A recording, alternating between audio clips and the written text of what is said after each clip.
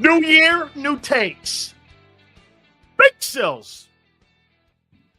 Hey, I now know what it feels like to be on crack cocaine and then get off of crack cocaine because of no football this past weekend. No college or pro this past weekend. And that must what it feels like to be a crackhead, where you don't have any football, college football, NFL football, nothing, right? You're sitting around, you're surely not watching that shitty NBA.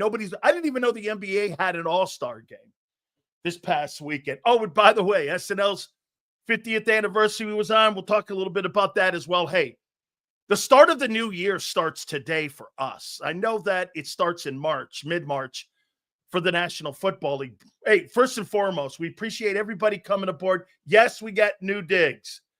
Okay, we're working on the new digs. I saw us on CNN, and I wanted to go back to that look because this week we may be going on Fox News. I'm not sure yet, but we're lining up the interviews here because Jake Tapper tried to play Monday morning quarterback with Saquon Barkley. Let me address that thing with Jake because obviously now Jake Tapper from CNN watches the show. So I'll tell Jake, he never lived up to any of the number 2 pick when he was in New York. It turned out to be more of an indictment on the Giants. The New York Giants were the people that failed Saquon Barkley by never putting a team around him. So everything I said about his career in New York was true. He was the 2nd pick in the draft. He never lived up to it in New York. It turns out now that that's more, like I said, of an indictment on the organization for not building that team around him. You have a great player like that, and he is a great player. The Giants got exposed in this. And John Mayer, the owner of the team, brings the same assholes back to run the football team. No wonder you're the worst team in the league. Both New York teams are run by idiots. Woody Johnson, he should stick to selling Band-Aids because he surely doesn't know how to run a football team. Hey, let me check it out with my 10-year-old kid who plays fucking Madden on the status of Jerry Jeudy's rating. That's why he didn't make a trade with Cleveland. That's the guy I want to do business with because I got land in South Florida down in the Everglades that's really sturdy for you. I tell you, Wellington Merritt's turning over in his grave. He absolutely is. Look at both New York teams. You want to hear this about New York's teams?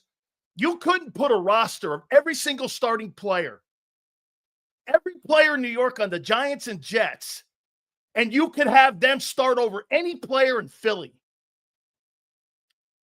Philadelphia has the best player at every position. If you put the Jets and Giants teams together, imagine that. That's the organization. Okay? Hey, that's the organization. You have to have great ownership. You have to have great general managers. You have to have great people picking talent.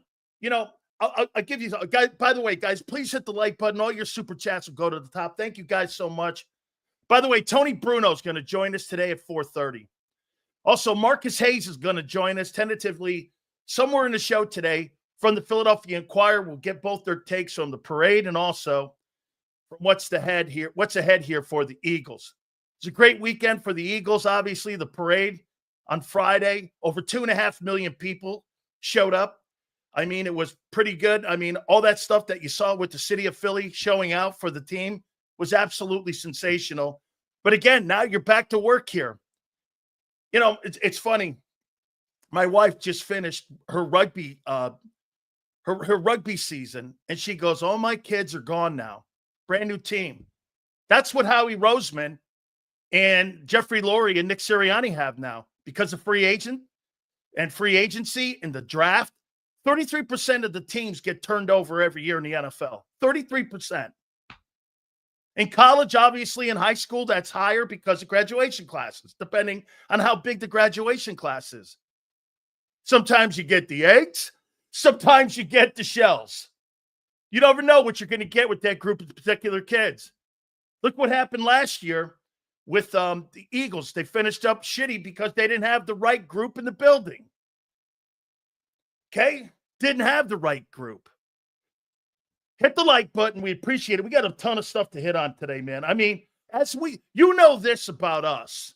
By the way, I appreciate you guys. Yeah, we're putting a new background together here. I had to get to JB. I got a ton of shit last time for not having any Philadelphia stuff up. So we're going JB. Hit the like button. We appreciate it. Thank you guys so much. Yeah, I mean, now we start the new year here. You know, a lot of news came out. The market for Zach Bond is not as high as I thought. We're going to hit on that.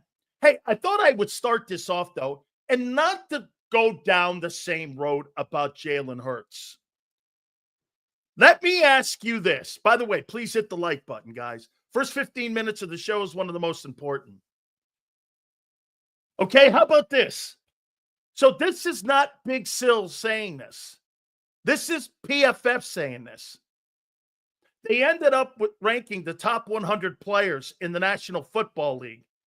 Jalen Hurts was ranked number 91. And he was 21st in quarterbacks, according to Pro Football Focus. Just some thoughts. I mean, hey, dude. So the guy's one of the lowest rated quarterbacks in the league, and he just won the MVP award. This ain't me saying. I know usually you'd be like, hey, Sills, you're talking shit on Hurts or Barkley or what happened. No. Hey, and for the record, don't shit on the messenger when somebody throws something like this out. This ain't on me. I didn't say this. Okay? So PFF, what all of you guys were quoting to me last year, the Eagles are this in PFF. The Eagles are that in PFF. Well, they got Hurts ranked 91st out of 100 NFL players. Just so you know, there's only 1,600 NFL players.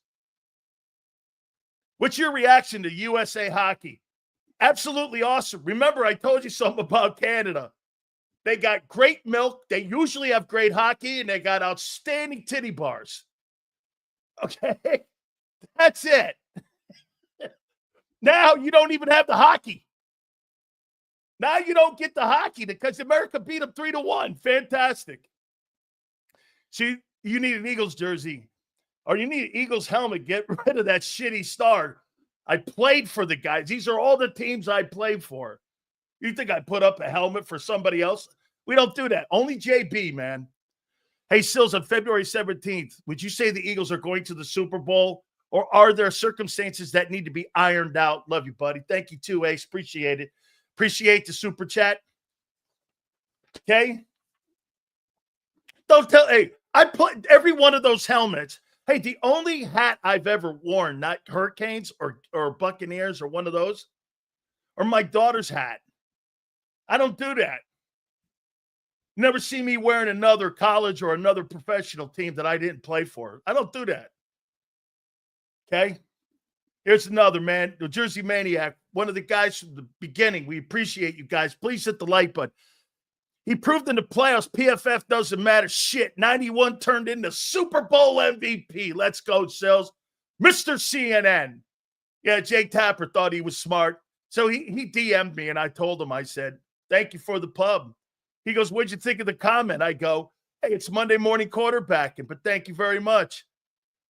It might have gotten me on Fox. I'm working with their producers for it's the only reason I got off my ass for the background here. And plus my daughter threw me out of my office. See, I'm no longer the guy anymore. I'm the guy's guy. I'm like the 15 dude now. That's how I'm looked at. You know why I didn't go to my wife's rugby game on Friday? I had a little agita, but I'm like, shit, I'll be carrying tents and poles and water and shit. I'm the strawberry guy now. It's no good. It's no good for me. I can barely walk up the street. I can barely walk up my steps. My daughter tells me every day she can kick my ass. I'm kidding. At least take it away from Jerome. Oh, you don't like the cowboy helmet next to Jerome. My daughter does think she could probably pin me if I showed her my back. I think she probably could right now because I have no flexibility whatsoever. It's no good. Yeah, my days of being Mr. Hero are gone. I'm now Clark Kent's dad. I'm not even Clark Kent any longer. I'm Clark Kent's dad. Sills gives us shit because wait a minute here. What's he say? Okay. Sills gives us shit because Howie Roseman's a Gator. Hey, did you see he got hit with that Bud Light? Of all things in Philly, he got hit with a Bud Light can. How appropriate. I bet that guy threw it underhand. I bet that guy threw that Bud Light can underhand. Howie, look out. Here comes a Bud Light can. Bud Light? Dude, at least hit me with a rolling rock. Okay, so let's hit Hurts love until next Super Bowl. Hang on there, Park. I got all the love in the world for him. I do have a question for you, though. Hey, I thought Howie was he was a trooper getting hit with that beer bottle and delivering the speech. This guy was like Trump up there. Took an earshot, got blood on his face, got out there and said, "Stand tall, Eagles." I was like, hey, man, that's pretty good. He gave you a Trump speech. Trump got shot in the ear. Howie got shot in the forehead with a Bud Light bottle. I don't know. must be a liberal city or something. He threw the thing underhand.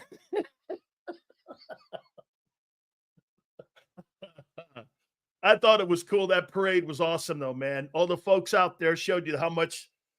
Hey, I'll tell you one more time. I must have gotten 1,000 seriously videos, and I'm posting them, and I'm hearing people say this to me, Sileo, you're an asshole like everyone in Philly, and I'm like, I know. It's kind of why I think we fit in. That's what Tony Bruno said, and that's what also Angelo Cataldi said over the weekend to me. Hey, Sills, I think everybody likes you because you're an asshole. I asked my wife, who's the biggest asshole she's ever met in her life? She goes, you. Who's the most obnoxious? I forget. Sorry, I wrecked that thing. Do me a favor. Hit the like button. We appreciate it. All right, let's get into some of these takes. So like I said, Marcus Hayes from the Inquirer is going to join us. Also, Tony Bruno, legendary sports talker, is going to talk. Greatest Tony Bruno story. My wife and I were going over to a high executive, his house. We went over to this guy's house, and it was an enormous dude in radio. And Tony Bruno had a glass of wine. He had a glass of wine in his hand. My wife and I were walking.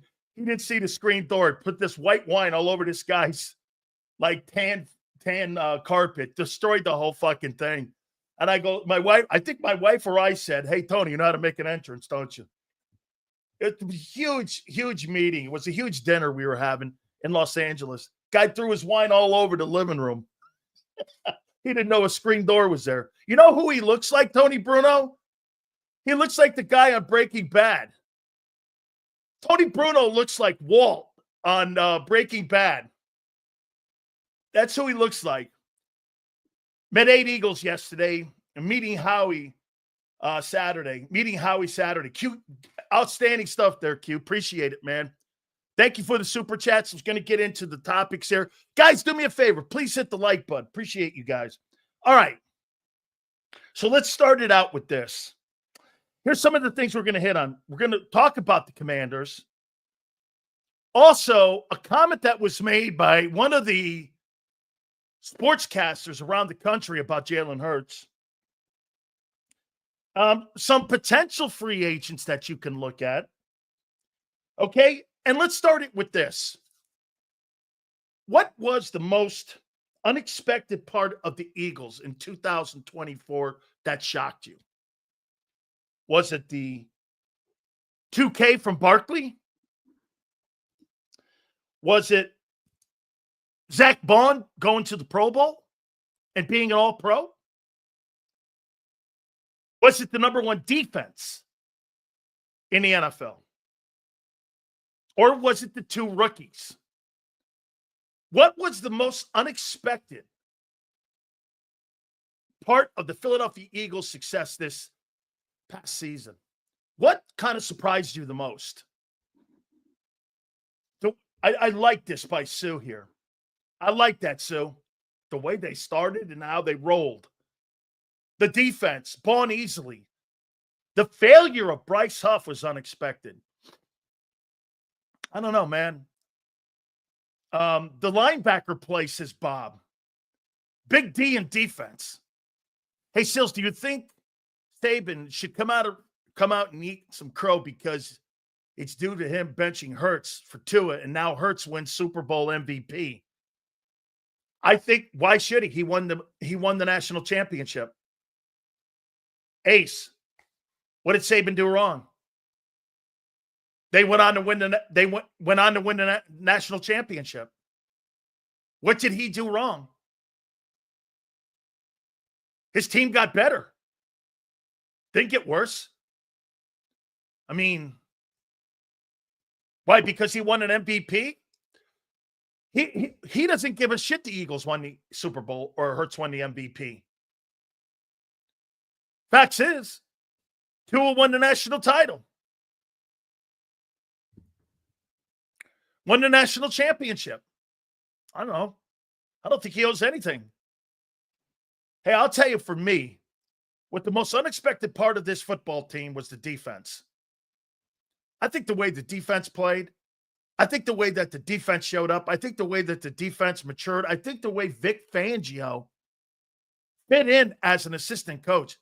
One of the most important things you can have, Jimmy Johnson says this all the time, guys, you know it. If you don't have great assistant coaches around you, you're not going anywhere. And I think the fact that Vic did a great job with that defense, and I don't think you can just pick out one guy. I think you pick out the unit. I'm surprised that that team was that good on defense. I really am.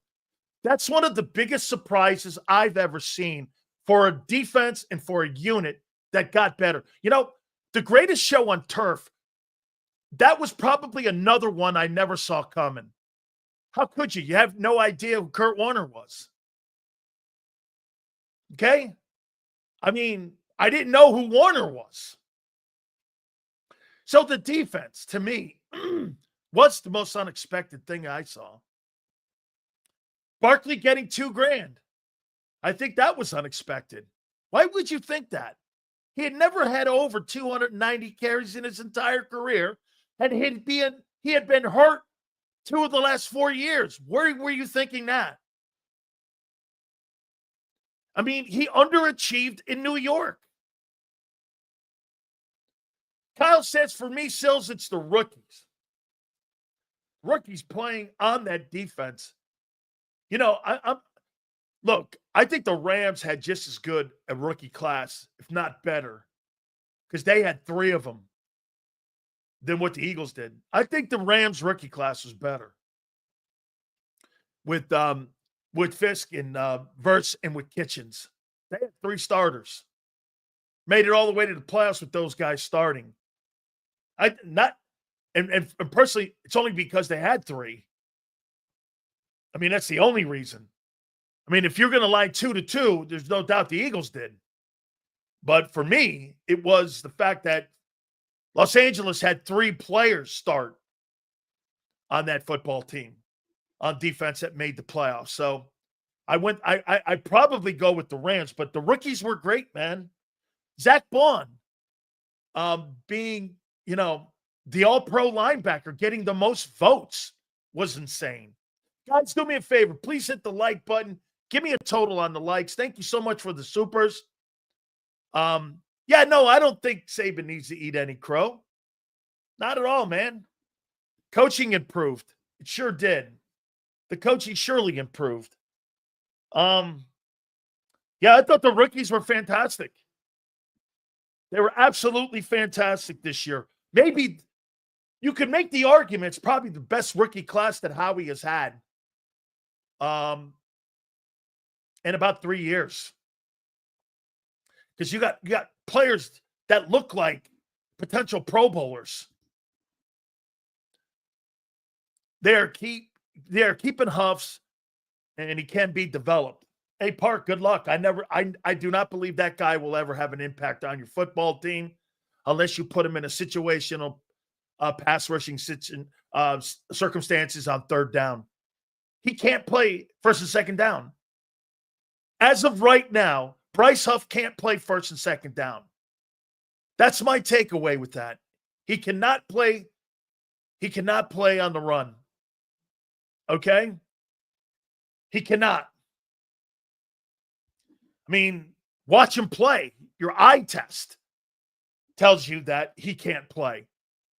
$17 million. By the way, I do want to put this out there for you on my take on Zach Bond.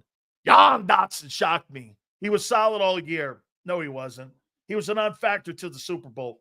I saw him in the NFC title game. Those last two ball games probably saved him on coming back and playing in 25 for Philly. Plus the fact they traded his ass for a third rounder also gives him the equity on coming back. And the money he's making or not making.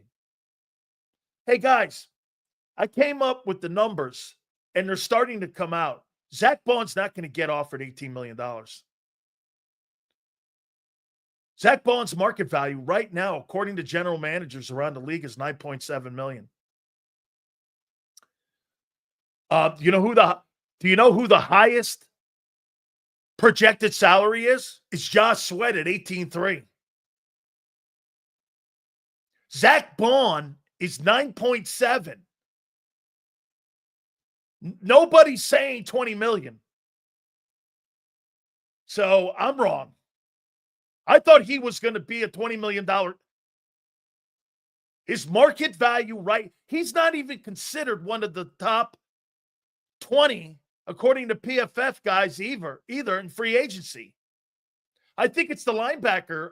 You know how the running back market was not good last year? I think it's got a lot to do with the linebacker market this year.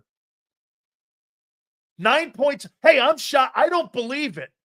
But I've asked around, and I've seen it all over what the projections are. 9.7 million.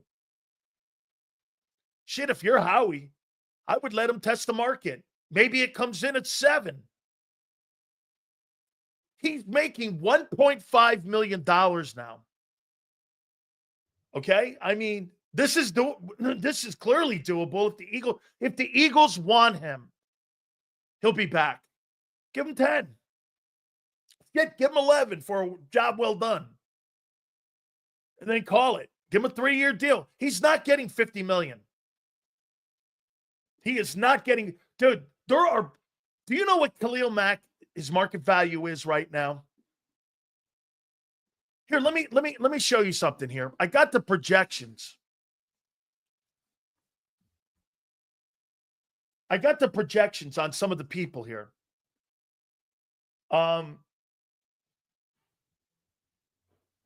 Khalil Mack is 33 years old, and he's got a market value of $23.6 million.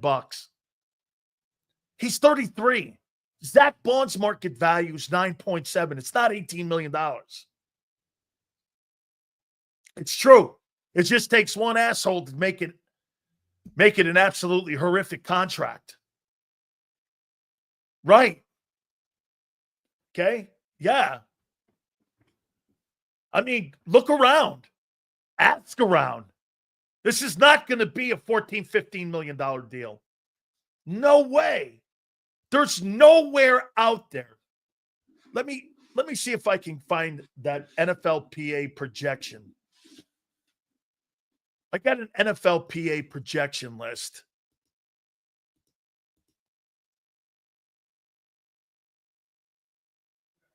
Let's see if I can find this.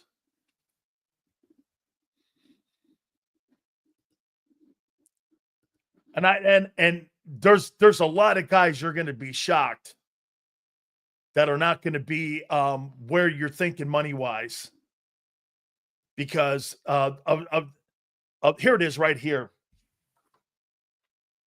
Let me give you some instances here. Appreciate you guys coming aboard.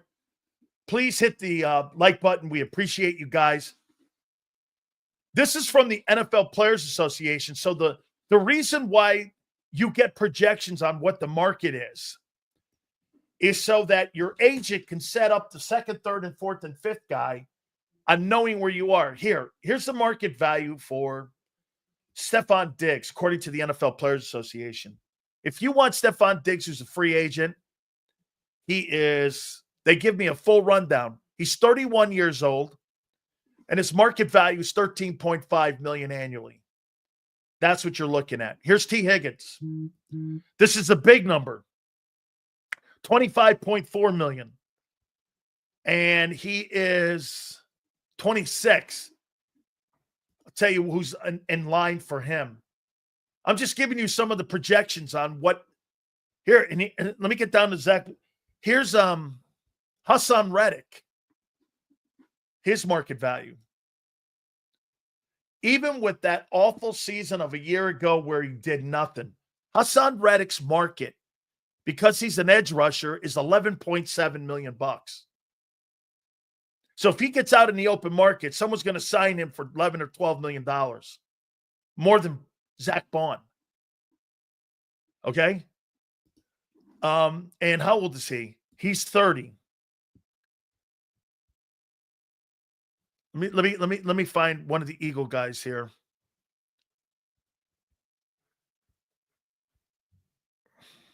This is a really great tool that the NFL Player Association sends me. It gives me on where the agents are pitching the majority of these guys right now. Here's Zach Bond. Here's Zach Bond's market value. $9.7 million annual salary. Market value, 2 years, $19 million. 19.4 to be exact. And $9 million. Length of the value will be 9.8. Average salary will be 9.8 million. Just so you know. So that's not, I was off. I thought it was going to be more. This is all going to come down to if Howie wants him or not. Does Howie want to pay that? Jake Tapper taking swipes at you. They always take shots at the King. Always remember that, Sydney. Always take shot at the Kings. Anthony Becton, or excuse me, Mekhi Becton is coming in at $12.2 million. As is Milton Williams at $12.2. Zach Bond is 9.7. Now, these are estimations on what his market value is. 2 years. You know, I first put a video out over the weekend that I didn't think he was going to sign him. I didn't believe he had any chance of signing Zach Bond. Now it's whether or not he wants to. Guy's an all-pro, solidified the defense, and you're going to have a guy who doesn't play on the defense. You're going to have a guy who plays on the special teams now, and Bryce Huff that makes more money than him. Okay, so I mean, this is not going to. They're different market values now for different positions here.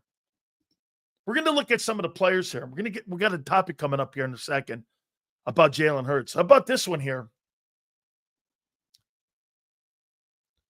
Here's Zach Ertz. He's a free agent.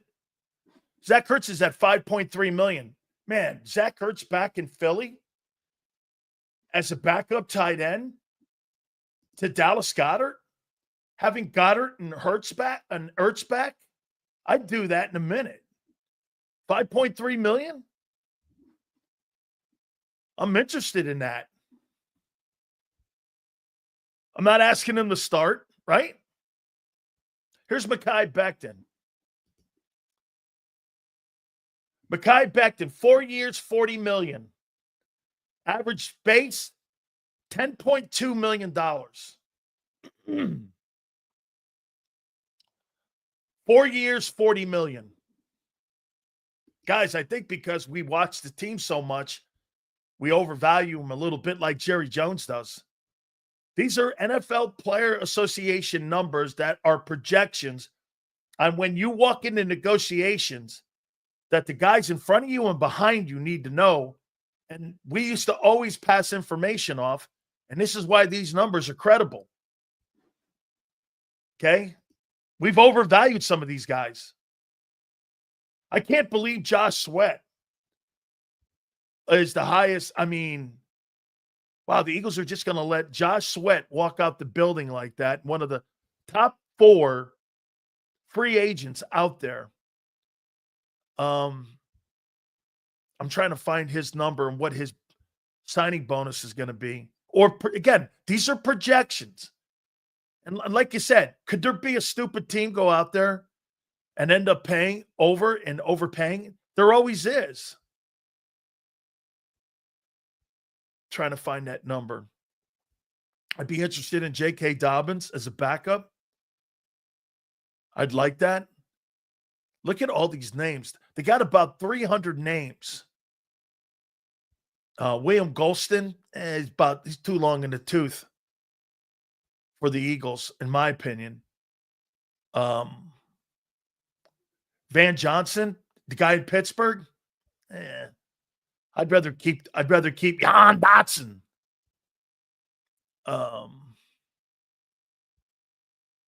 Yeah, I'm not here. Here's Fred doesn't even have a market value yet. They're working on Fred's market value. I don't know what he's going to come in at.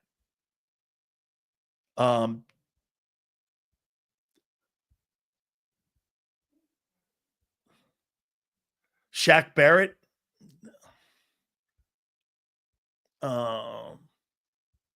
There's some great players on here. Andre Dillard's back on the market. Let's see what Andre Dillard has a market value of $3 million. Okay. He has a market value of $3 million. These guys, this is going to come down to what Howie wants to do. Here's Oren Burks. Does he have a value? He does not have a value yet. Oren does not. Dexter Lawrence is a free agent. I wrote some of the...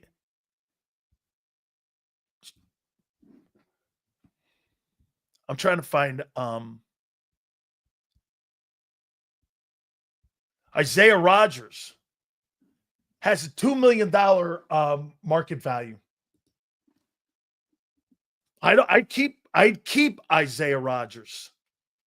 Hit the like button, guys. Appreciate you guys. Just to show you again, we were a little bit. Yeah, I'm with you. Keep Rodgers. We overpaid. Look how easy it is because you look at them. Hey, by the way, just because the player's great and he played great this year, that doesn't put a value on it. The other players in the league put the value on it. The market will set the price. I showed, get this. I showed you, no matter how many all-pros you make, it's all about what teams see you as. Zach Bond, they see him as a 9 points. That is an enormous raise for a guy that was making 1.5 and was a special teams dude. They're not going to go from 1.5 and pay him $20 million. That's not happening. I had general managers laughing at me over the weekend. I talked to Alonzo Highsmith and Dan Morgan over the weekend. And I go, Dan, what do you think of the price ballpark for a guy like Zach Bond? He goes, I don't know, 8 to 10 million. I was like, not 20 million? He goes, you think that guy's Roquan Smith? I said he had a year like him. He goes, I asked you, do you think he's Roquan Smith? I go, no. He goes, do you think that guy is Fred Warner? I go, no. He goes, right. Well, he's not. Nobody in the NFL looks at him like that. Not even the Eagles. I was shocked. I was. If somebody parachutes in, it gives him a $14 million deal like Philly, they want to do that. Okay? They want to do that. Hey, by the way, this is not me. These are projections from the league and from the NFL Players Association, which I'm a member of. They send out a sheet. They put projections together on what your projected market value is. And Zach Bond right now is a $30 million market value. So, I mean, hey, not my numbers. Hit the like button. I appreciate all your supers. Thank you guys so much for coming aboard. Okay? Sills kept saying Bald's price was going up and up. Wrong again. You too, fuckface. You thought he was going to be a $14, $15, $16 million guy too. Welcome to the group. Welcome to the group. So'd you. What'd you think you're going to pay him? $8 million? $7 million? $6 million? You too, dude. You were right there with everybody. Oh, I forgot. You must have been one of those guys that thought the Eagles drafted Jalen Hurts to be the starting quarterback on the Philadelphia Eagles when they gave a guy a 4-year highest paid guy in the league contract. Yeah, okay, right. Guys like changing narratives. Jake Tapper II. Here you go, buddy. Nice job, senorita. Nice job. Now, I will say this to you. Now we're going to get into a topic with Jalen. We're going to look at some of the free agents here in a minute, okay? Those prices are shocking a little bit. And remember, the NFL general managers will collude. That's it, senor. You're the fucking brainiac. Here's the guy. Sills kept saying the whole time Zach Bald's price was going up. I did. I'm not a reporter, guy. I do a talk show. And then when somebody sends me numbers like, hey, there ain't no 18 million here. It's 9.7. Dang! You too. You too, dude. Hey, Xander, Ramir says we missed his super. Do me a favor. Please put it up if we did. We appreciate him coming aboard with us. I can't wait for this topic.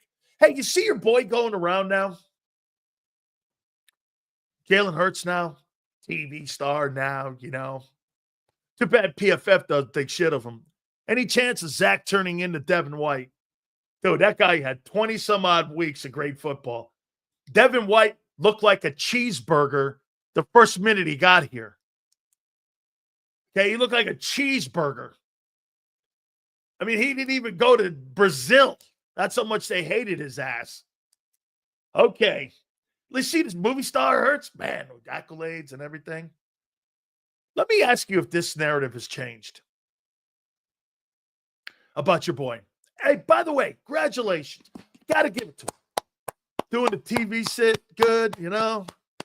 He's really a dork, and he's really kind of, I don't know, nerdy, but it's all right. I mean, you know, it's okay. Who gives a shit about that stuff? It's like, you know, AJ being the diva he is, but who cares as long as he gives me the numbers, right? Who gives a shit? All right. You tell me if this has changed and how you see him, because this is kind of how PFF and everyone else sees him. Is it still true about Jalen? Is this still true, or did he change it? You tell me. Was MetLife turf because of Barkley's injuries? Hey, Micaiah Becton seems to think so too. See Charlie? Isn't that right there? Look at that. Just win, baby. Okay, just win. Sills is back. No, I have a question. You tell me if this narrative on Jalen Hurts has changed. Okay? Or is this still true? You can never talk about Hurts' game and his style of play and the way he plays without mentioning the team's success or the roster. Is that fair? Did he change that on Super Bowl Sunday?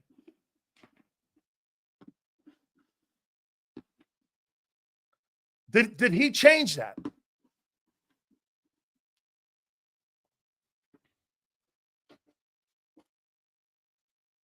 Just win. I'm just asking a question. People are now talking about the elite word with him. So, Michael, you believe that Jalen Hurts has changed the narrative about how people talk about him. Name me one thing he does well or better than some of those other quarterbacks on a personal note. Again, I think he wins. He's perfect for the Eagles. I'm asking you about a narrative about him. An elite winner is a team accomplishment. Name me something else. Win is a team accomplishment. Elite winner is a team accomplishment. I'm waiting. Win is a team accomplishment. Hurts makes big passes in big moments better than others. Really? He did it probably in 2 games this year, and they were the most important. So, you can't dispute what he did in the NFC title game. So you think that narrative has changed? Sills, I sent a super last week. You misunderstood my comment. I'm saying you're not afraid to change your opinion. Oh, no. Player plays well, dude. If a team or player updates their resume, thank you. You don't just say, stay on your original take to be right. I respect that. Anthony, that's exactly how I've always done this. The deep ball, how many deep passes did he have this year? None. He didn't throw one deep pass this year until the playoffs. Anthony, do you think that narrative has changed on him? It's just a question. Don't get bent. It's a question. It's part of what people are debating. And I'm just asking. I think right now, I told you, you can never take him out of the top 5 conversations, in my eyes, because of his resume. I'm a resume guy. Name me something Hurts does great outside of team accomplishments and the roster. Name me. Is he a good reader of passes? Probably not. Is he a good decision maker? Yes.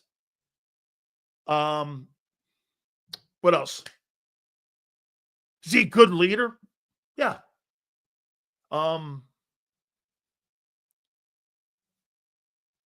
Not the most accurate guy. Takes a ton of sacks. He's a great runner.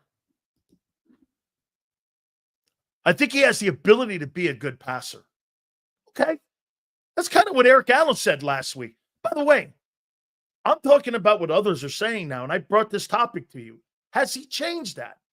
Because all you bring, by the way, the most important things, team accomplishments, I'm not saying that's number 1 and A1 and A2 and A3. I get it. I'm not disputing that.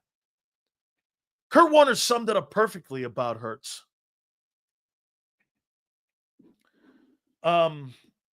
Supers, we appreciate you guys. Please, all of them go to the top. Hurts processes the game slow, but I think he's got a beautiful touch on his deep passes. Well, not this year, he didn't. And in those NFC and Super Bowl games, I think he was great. Okay? How is winning not elite? I didn't say that. I asked you a question.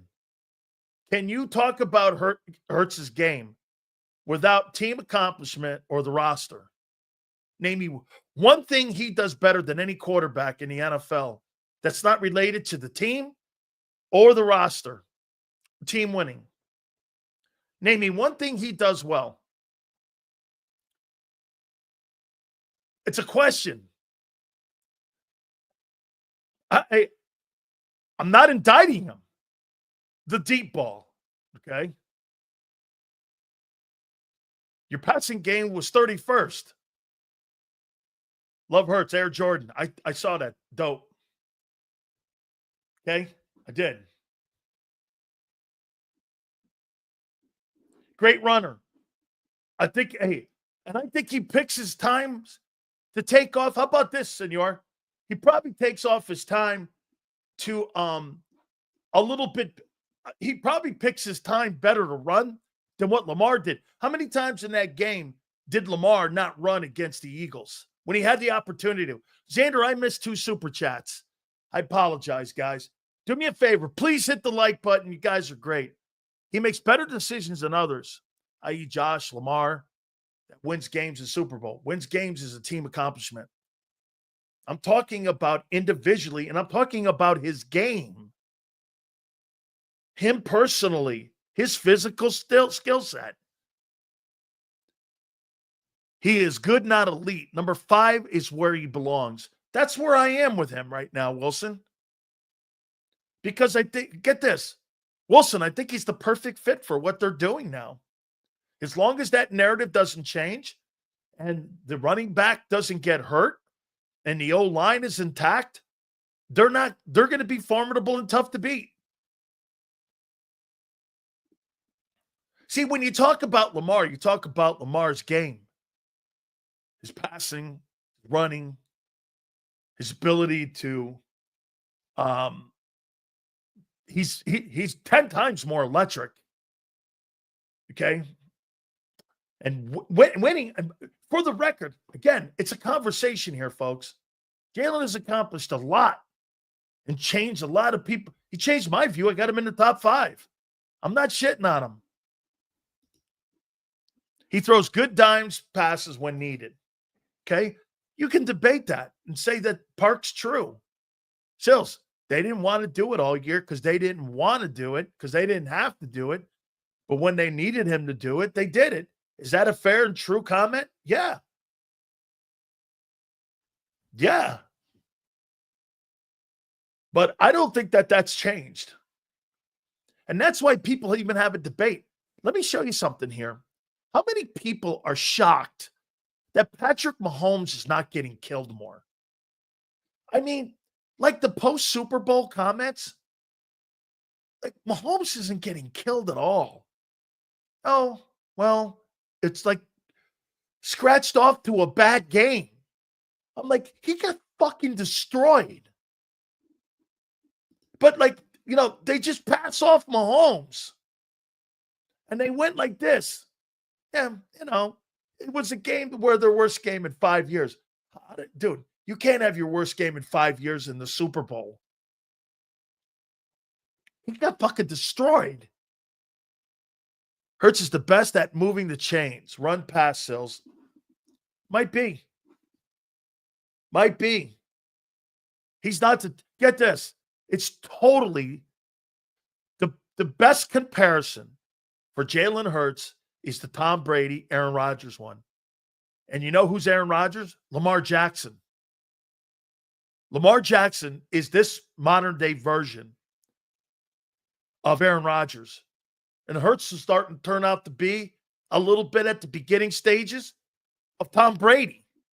Jalen leading the Eagles 2001 roster or a similar built team to a Super Bowl and throwing for 4K with his style play, being the engine would probably silence the critics. Probably so. Says, I don't know what lamestream media says about QB1. I appreciate your take about Hurts. These lamestream types have egg on their face and moved the goalpost. That's what they're doing now. Well, I don't know if they're moving it. They're just asking if that narrative has changed. Like I said, whether my narrative has changed or not about him, it's irrelevant. His resume speaks for itself.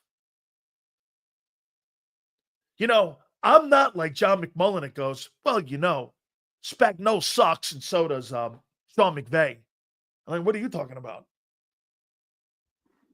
I mean, I'm not sure. One thing is on 3rd and long when everybody's covered, he'll go for a big run, having defenders and DCs going crazy makes it easier to score in the red zone. Yes. Ramir. Yes. Yes. He's a good decision maker. He's probably better than Lamar at decision making.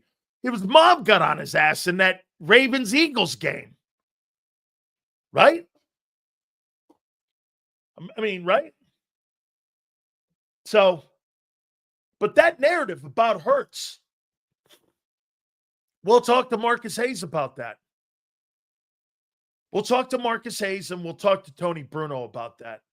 Hey, I am not here to do any negative bullshit on Jalen. I'm just asking the question if that's changed in how, because I go online and all they're doing is going, this guy's not, even Eric Allen last week was like, he doesn't do everything great.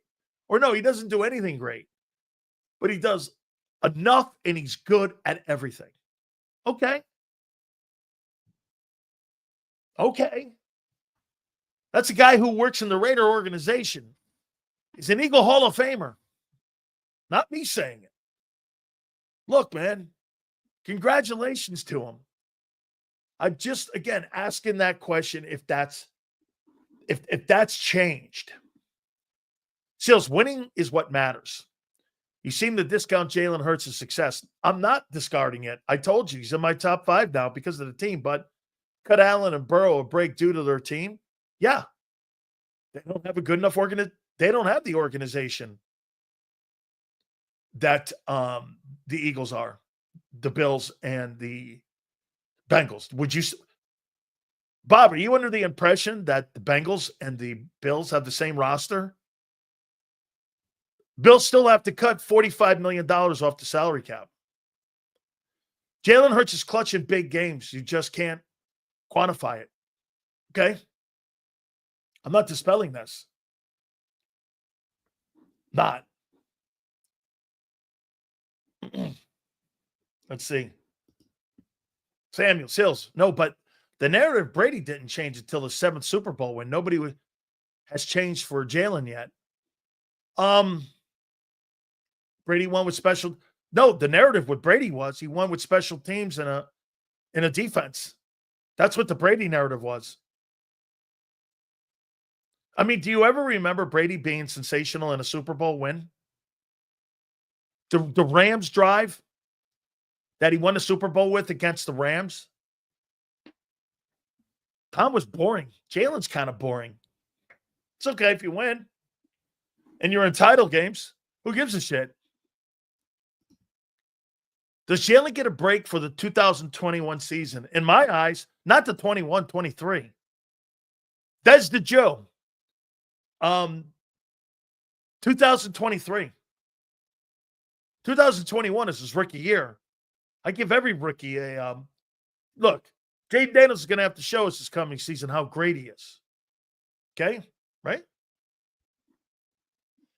The Carolina Super Bowl. All right. All right. Here, I'll make this comment to you, and we'll expand it because people are now debating this also in Philly. By the way, guys, please hit the like button. We appreciate Sales comparisons. Sales comparison is the thief of joy. Jalen doesn't have to be the best at anything. Just make the winning plays. Again, no doubt, a team comment.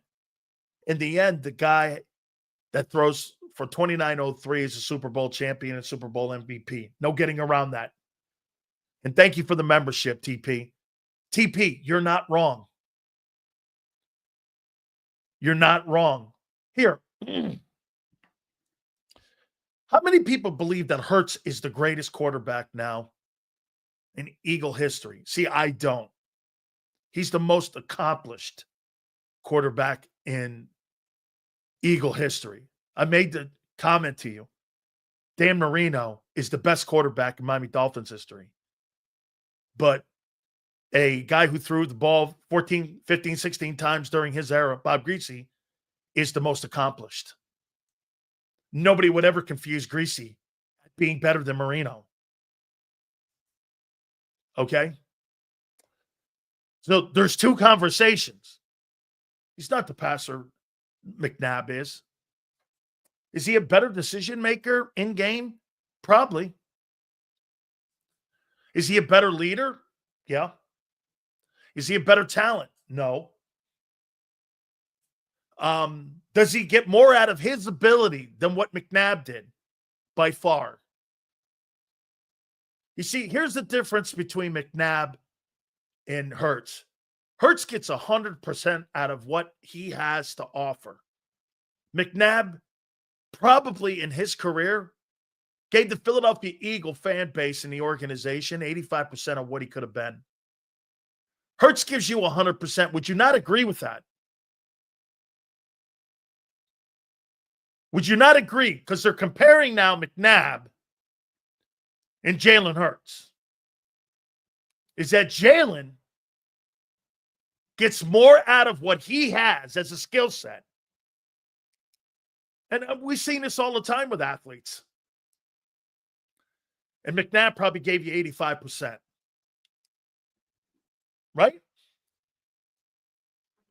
McNabb was a better athlete. He was a better athlete at the quarterback position. Not an overall better athlete. Hurts is better overall. It's certainly not the bozo who threw up on himself in every game, in every big game he was in, says Michael. Michael, I never said that he was a leader. I never said that he showed up in moments. I'm talking the Tom Brady, Aaron Rodgers thing here. Hurts will be and is probably the most accomplished in the Super Bowl era, at least. I don't know about the 30s, 40s, and 50s and 60s in Eagle history, but in the Super Bowl era in my lifetime, he's the most accomplished quarterback. The most accomplished quarterbacks in your franchise's history during the Super Bowl era. Cunningham, Jaworski, McNabb, Hurts, Wentz. Any way you want to go down that route, okay? Get this. You're missing the point. The point I'm saying to you, Mr. International, is that Aaron Rodgers is the better talented quarterback than Tom Brady. Brady's the better player and more accomplished player. You missed the point. Nothing like. Not comparing their skill set. I'm comparing how you look at both of those guys. Michael Vick is probably in that conversation. See, look at this. Talent means squad. At times. That's why Brady went in the 6th round. That's why Hurts went in the 6th round. Or 2nd round, excuse me. Vick's a better athlete than McNabb. Vick's not a better quarterback. Michael Vick did not. You know what Michael Vick played at in his career? 80% of what he could have been. He never won. What was his postseason record? If you're going to put Jalen Hurts' 6-3 up, what was Vick's postseason record? He didn't win anything. What did he win? You can't use it for Jalen and then say, well, this guy here is one of the greatest athletes ever to play the quarterback position. He didn't win shit. Okay? Hurts isn't going to forget a game can end in a tie. Left my ass off. McNabb oh, Jesus. I forgot about McNabb saying that. Jason, I left my ass off. McNabb underachieved in his career despite not having the proper weapons, and he never did. That's a fair comment, too. He didn't live up to his ability, and he didn't live up, and the Eagle organization didn't live up to putting players around him that they have now for Hurts, no question. But that's okay. You learn your lesson, you become a better organization. But, hey, and that's probably more of an Andy and Joe Banner deal because they're doing the same shit to Mahomes now in Kansas City. He could have been so much greater, in my opinion. Hurts is smarter. Yes, Jason.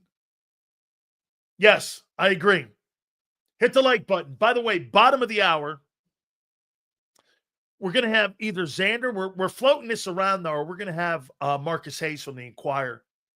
He was there at the parade. He was there at the Super Bowl. We'll get his thoughts again on what he saw. Had some great columns in the Inquirer, too. And Tony Bruno's going to join us at 4:30. Guys, do me a favor. Please hit the like button here. All right. So I want to throw these names at you. Let me end this on how people are debating Jalen Hurts right now after a week after the Super Bowl. For me, what's changed is you can't get away from his resume. And it was a great week for him. And he went around with the fuck you tour. And he did. And rightfully so. It's the best thing that an athlete can do. Say nothing. And let your performance speak for itself.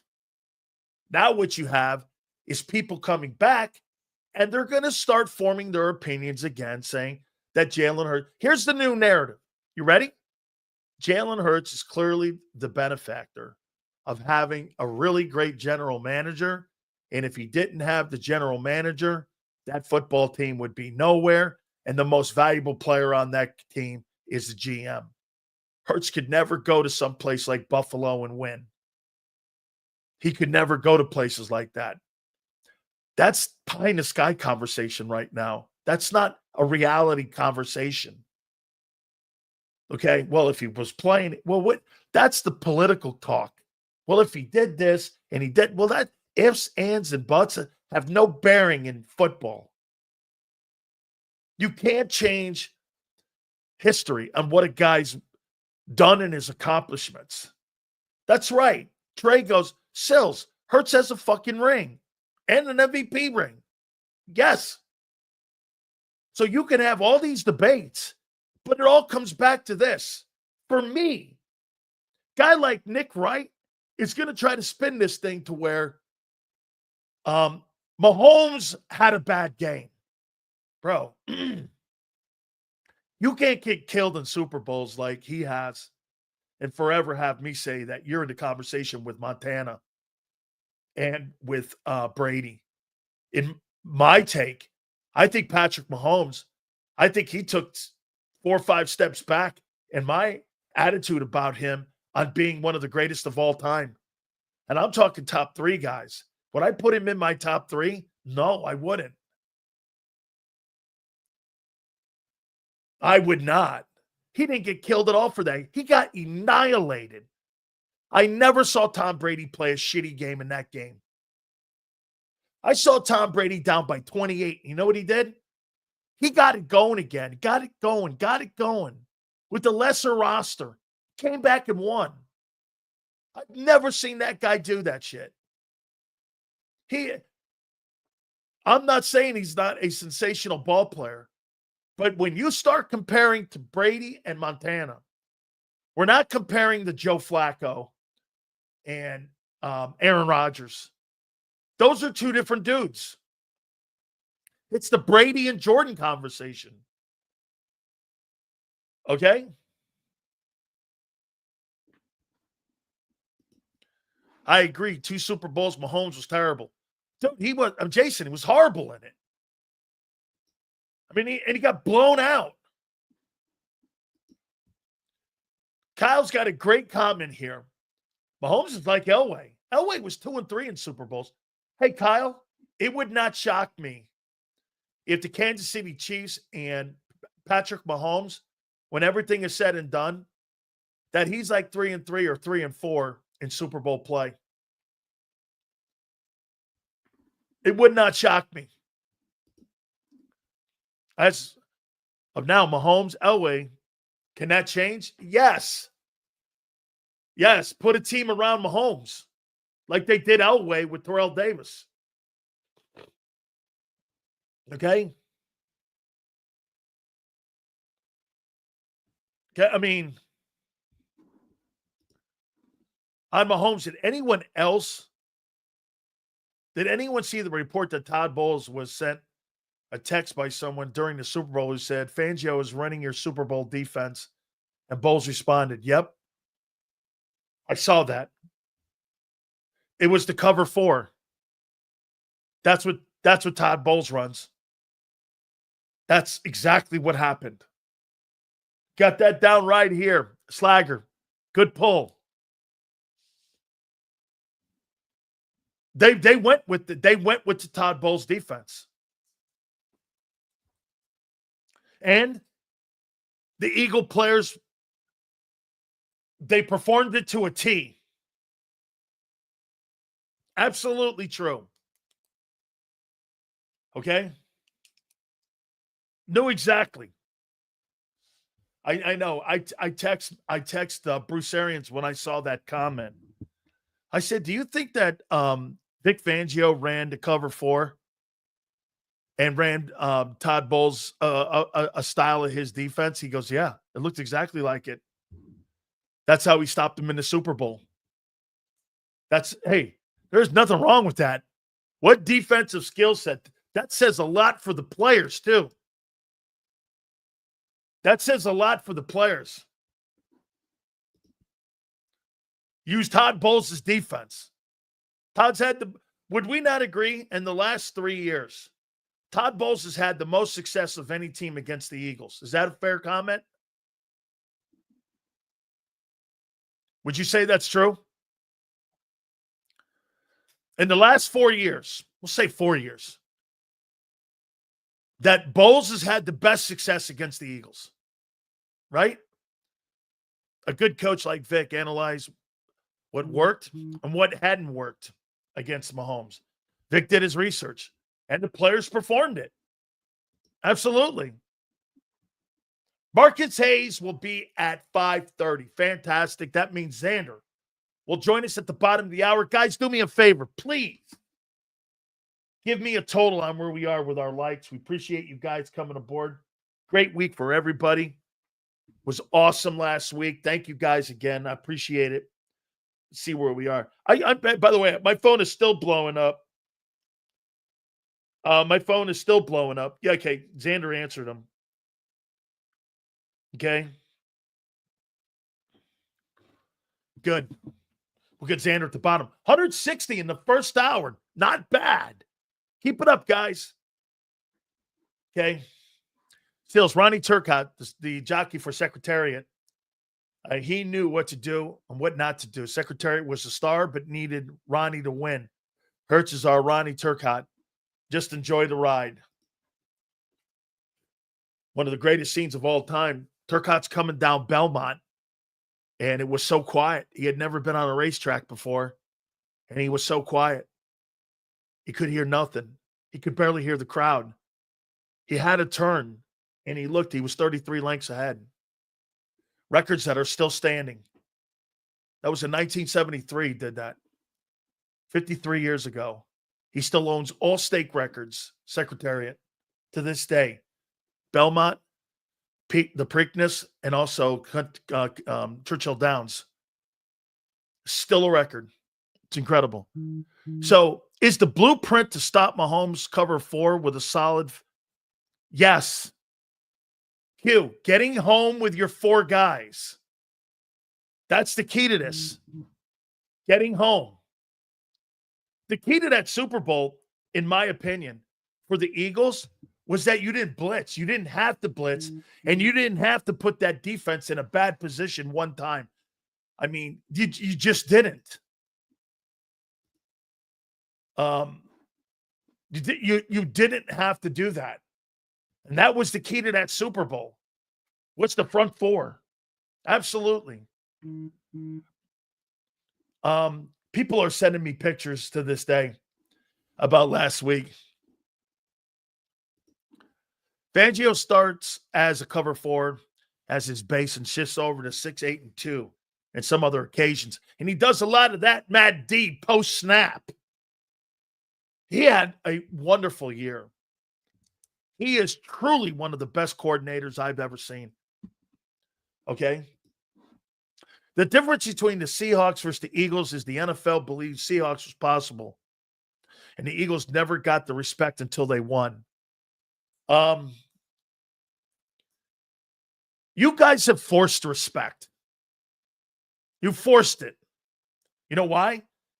You beat them up. I have never seen more non-buzz about a legendary. Can you imagine if Tom Brady's Patriots were annihilated like that? Did you see the Atlanta Constitution had a page? Bob, maybe you saw it. They had a paper ready to go out. 23-3. They were already circling around Super Bowl champions when they were down in Atlanta.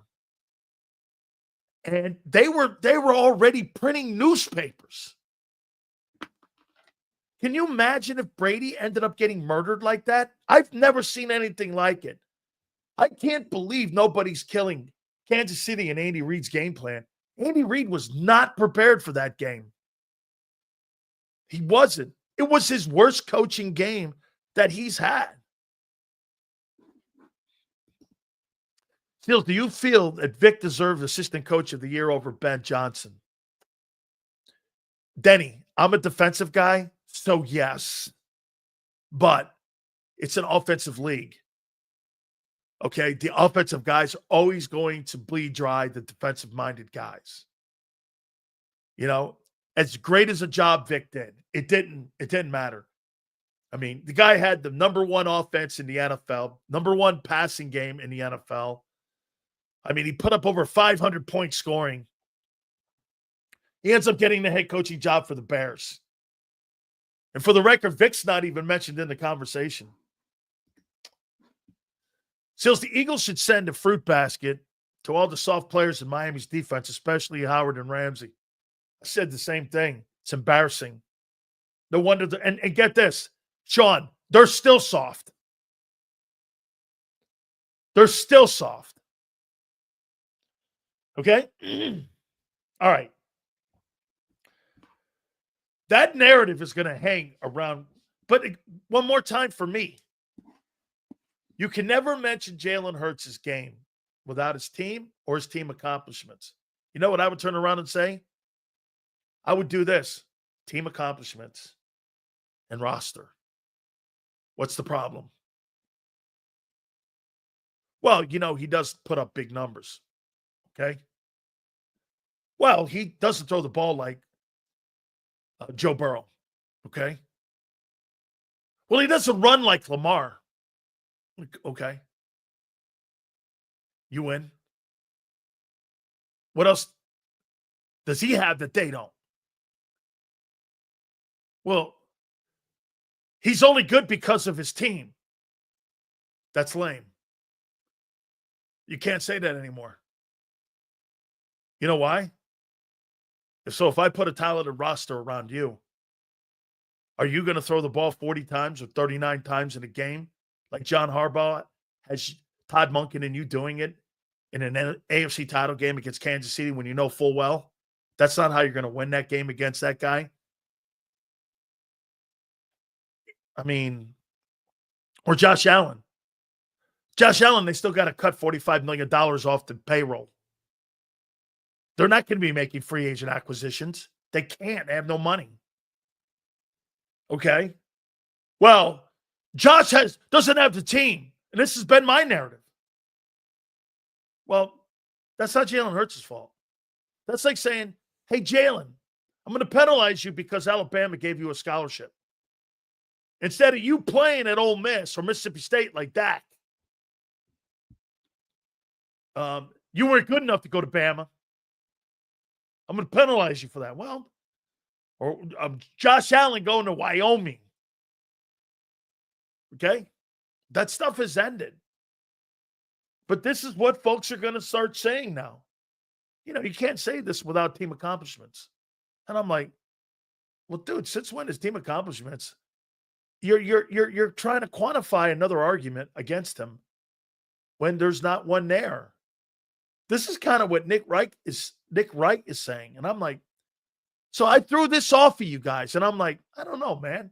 Because you know what? I found myself stupid and sounding stupid saying it, going, hey, if you look at Hurts, you really can't say that, you know, that narrative has changed on him without using team account. It's like quantifying a take that, I don't know. I mean, you're in this thing to win ball games. You know, I know you get paid if you lead the league in passing. It's kind of like trying to chip away at something. This is why I brought it up to you. I just, for me, again, I'm like, I heard this by Nick Wright, and I was like, man, so wait a minute. That sounds like a nerdy media guy instead of, how would I? My wife heard me talking like that. She went, wait a minute. You know it's about winning, right? And I go, yeah, no, it is. Everything's about winning. Win as an individual, win your sandbox, win your box.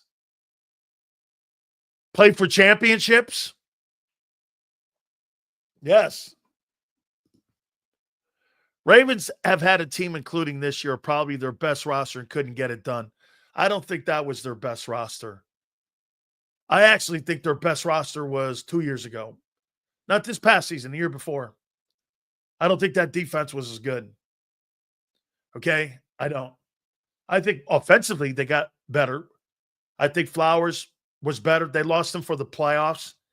Derrick Henry had a sensational postseason and had a great year.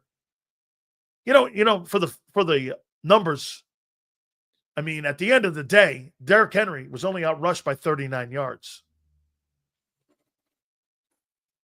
I mean, he could have been a 2,000-yard back, too, this year. As a matter of fact, in the postseason, he went over $2,000. I don't know if that's ever happened. Two guys going over $2,000 regular in postseason. That's insanity. Okay? Yes. Yes, it's in Brooksville every year around his birthday, July 26th. Been to many of them. Been to many. Hit the like button, my friends. Okay. Xander's going to join us at the bottom of the hour. Do me a favor. Please hit the like button. You guys have been great. Awesome super chats. Thank you.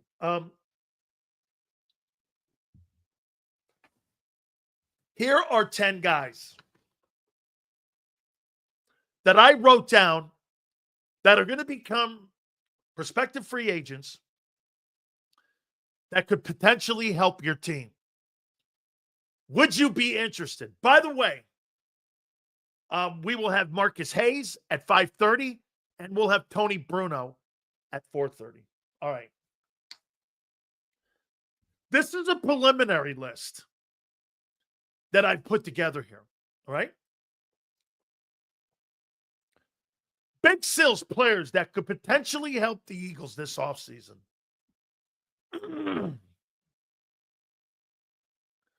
Okay. Hey. We saw in Philly. Andy Bubby Reed, we saw in Philly.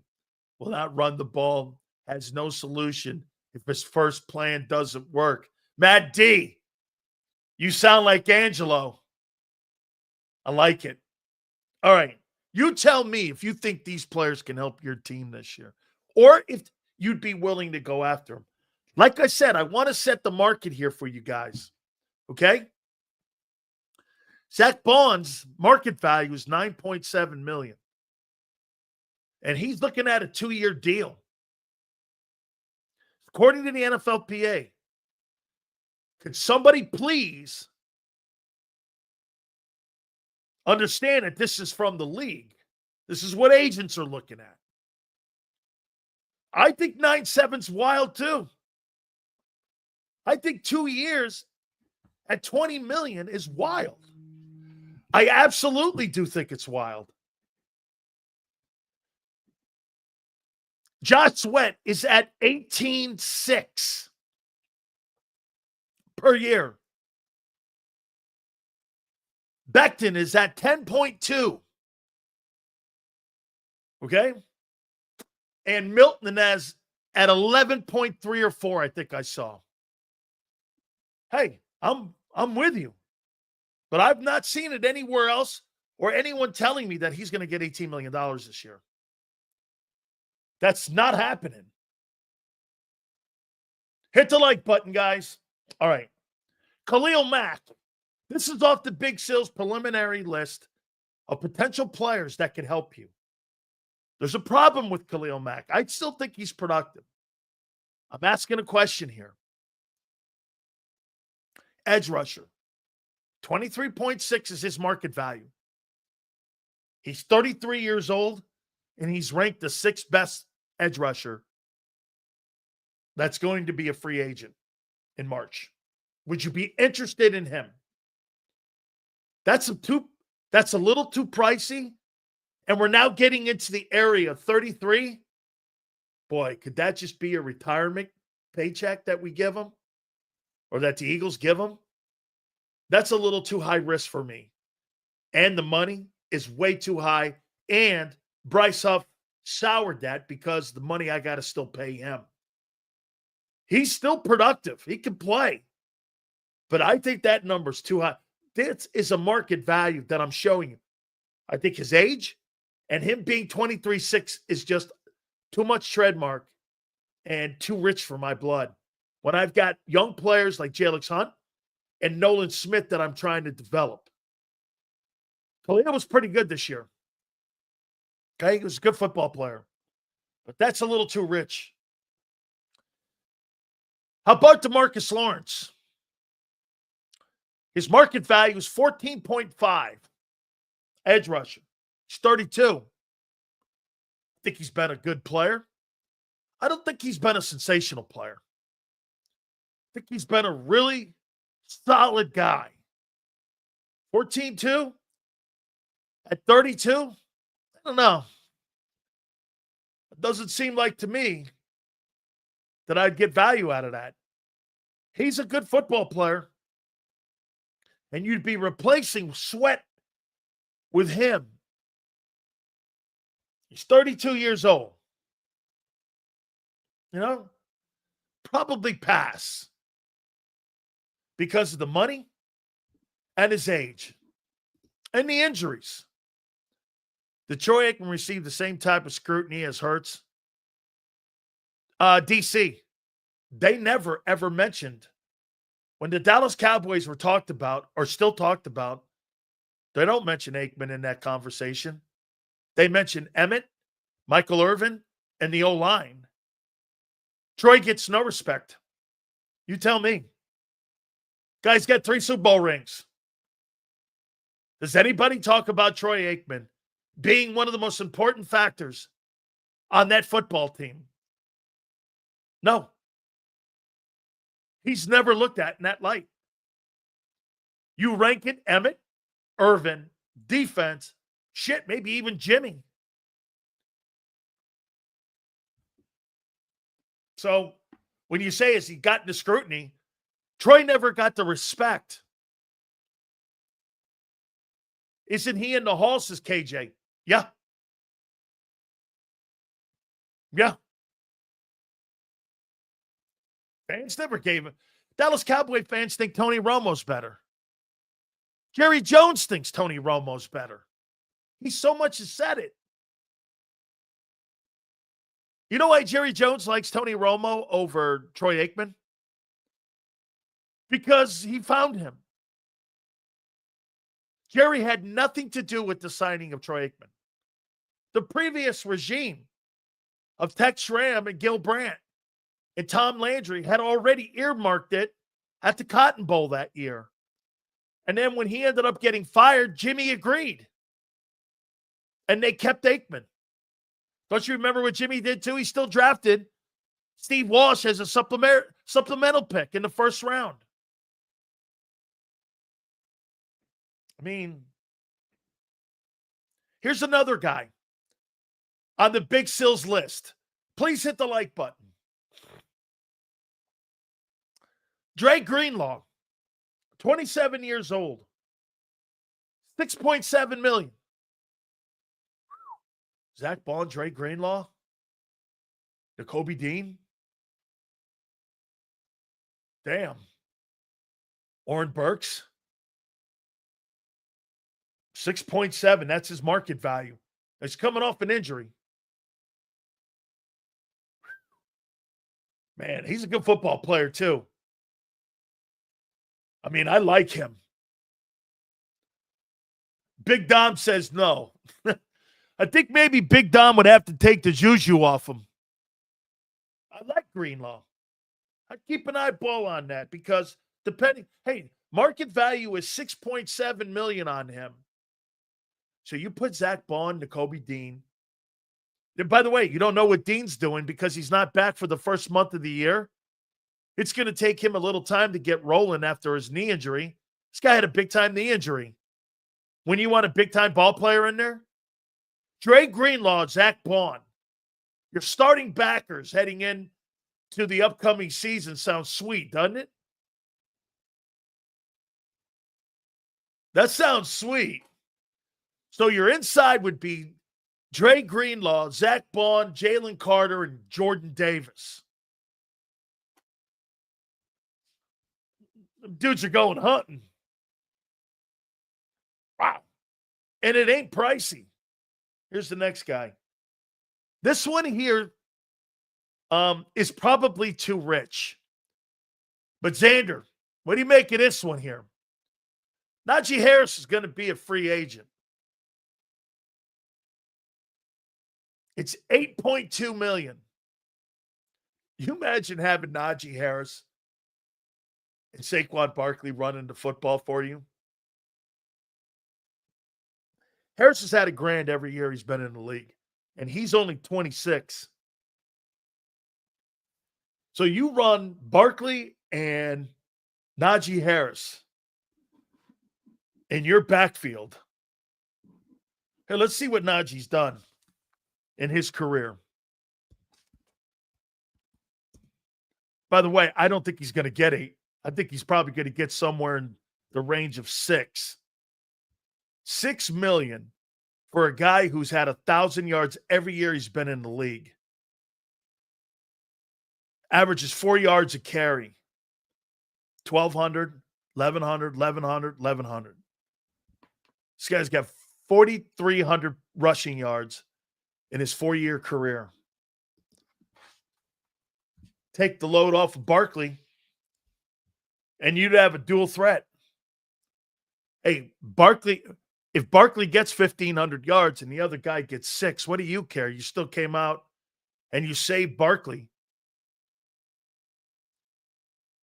I mean, but Najee Harris and Barkley in the backfield running behind that old line. Jalen Hurts will only have to throw the ball 2 times a season, and you'd be bitching about that and you might go undefeated with that. I'm going to do this list with Xander. Don't forget, Tony Bruno's going to join us at 4:30, and we will have our friend Marcus Hayes. Everybody wants to talk to Big Sills, even everybody taking shots at, hey, I'll tell you what we had last week, what was fucking great. So Xander's down there on a flatbed, very paisan, by the way, I will add. Okay, the only thing he needed was pasta fazool and cannolis, and he would have had it all set up down there, and I'd have been an even bigger fan of the whole broadcast. And this he's doing Channel 6, and we're on CNN. Talk about JAKIB kicking ass all over the airwaves last week. Holy shit, man. That was brilliant. Great stuff. The logo was seen everywhere. He's on Cloud 9. I heard a little bit of the post show, that posting that Xander does, the giveaway, which is awesome. I love to see what he's doing. He goes like, he's still got the parade. But can you help me out here? How could somebody from the crowd how could somebody throw a Bud Light can at Howie? Not a Bud. I didn't know you guys serve Bud Lights in Philly. I mean, you throw it like this, don't you? Or like an underhand. He still gave the speech, though, like Trump. There he was, shot in the ear, hitting the forehead, all scarred up. I bleed green. Without further ado, he is our boy, the co-host of Birds 365, Big Z, Xander Krauss. What's up, Big Sills? How you doing, brother? What do you make in the background? We're starting to pull it in there a little bit and starting to get together here, huh? Think it looks awesome, man. You look nice and crisp, nice and clear. You're looking good, brother. Well done by you to do that over the weekend. You saw yourself pop up on CNN, and you're like, shit, I'm big time. Yeah. I'm freaking big time now. So you went to work. But no, it looks really good, dude. I like it a lot. Yeah, we're going to add a lot more. We'll put a whole bunch of stuff in there. We'll get some of the stuff that we had. Well, I know you're going to get some shit for that fucking cowboy helmet. I don't like that too much. I'm starting to understand what you said, man. Sills is just a cattle prod, man. He just, I don't know what it is. Yeah, really. Just a cattle. No, I get it. Those are the 5 organizations we wore a uniform for. I understand it, but that doesn't mean that you don't deserve some bullshit from the people for. Now you can do that. But people are going to still shit on it. Absolutely. And there's my Catholic helmet in the middle there. There you go. Yeah. Oh, what's that? Stanford Catholic? Yeah, Stanford Catholic. That's dope. That's real dope. That's my Catholic eye helmet there. So what do you got? Dallas, Tampa, Stanford Catholic, Miami, and then the CFL one? No, yes. Yeah. Nice. Yeah. I still got to get a Lions one. I thought you were on one more pro team. Las Vegas. Oh, another one, Las Vegas Posse. That was CFL too. I got two CFL. One more. Oh, no. The Thunder in the World Football League. Okay. Yeah. Well, what NFL teams though? Dallas, Tampa, and Detroit. Gotcha.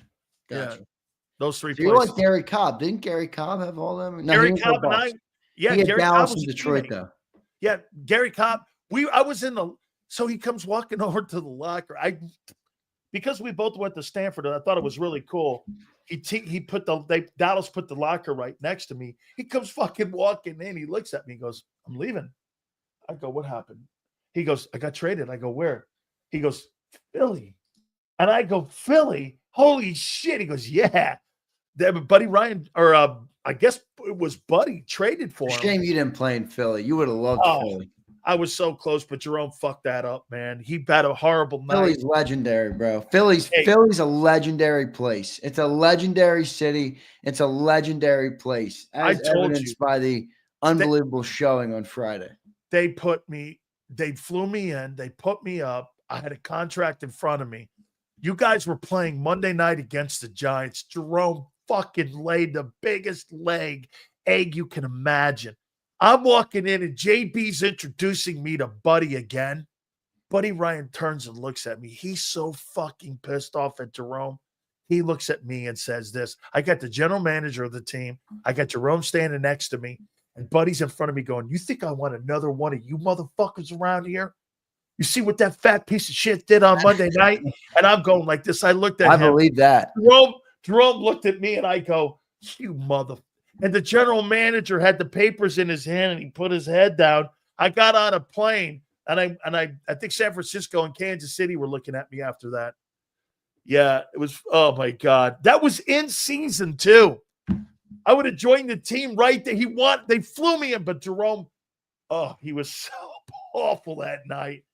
He goes, "Fucker quit on me." He laid on. He was terrible. Terrible. I don't need another one. I know you. You know I know you. And I'm sure there's so many good stories from that era of your life. Oh, my God, man. You've told many of them on the show, but I don't know if we'll ever hear all of them. Oh, no. There's shit that I've forgotten here. Hey, so let me ask you this. I realize what a crackhead feels like with no football this weekend. I mean, coming off of no college or pro football, it feels like what a crackhead must feel like coming off crack cocaine. I mean, I'm like this. Holy shit, I am not watching that NBA nightmare. I watched the Daytona. Yeah, I did too. I've been in that bunch.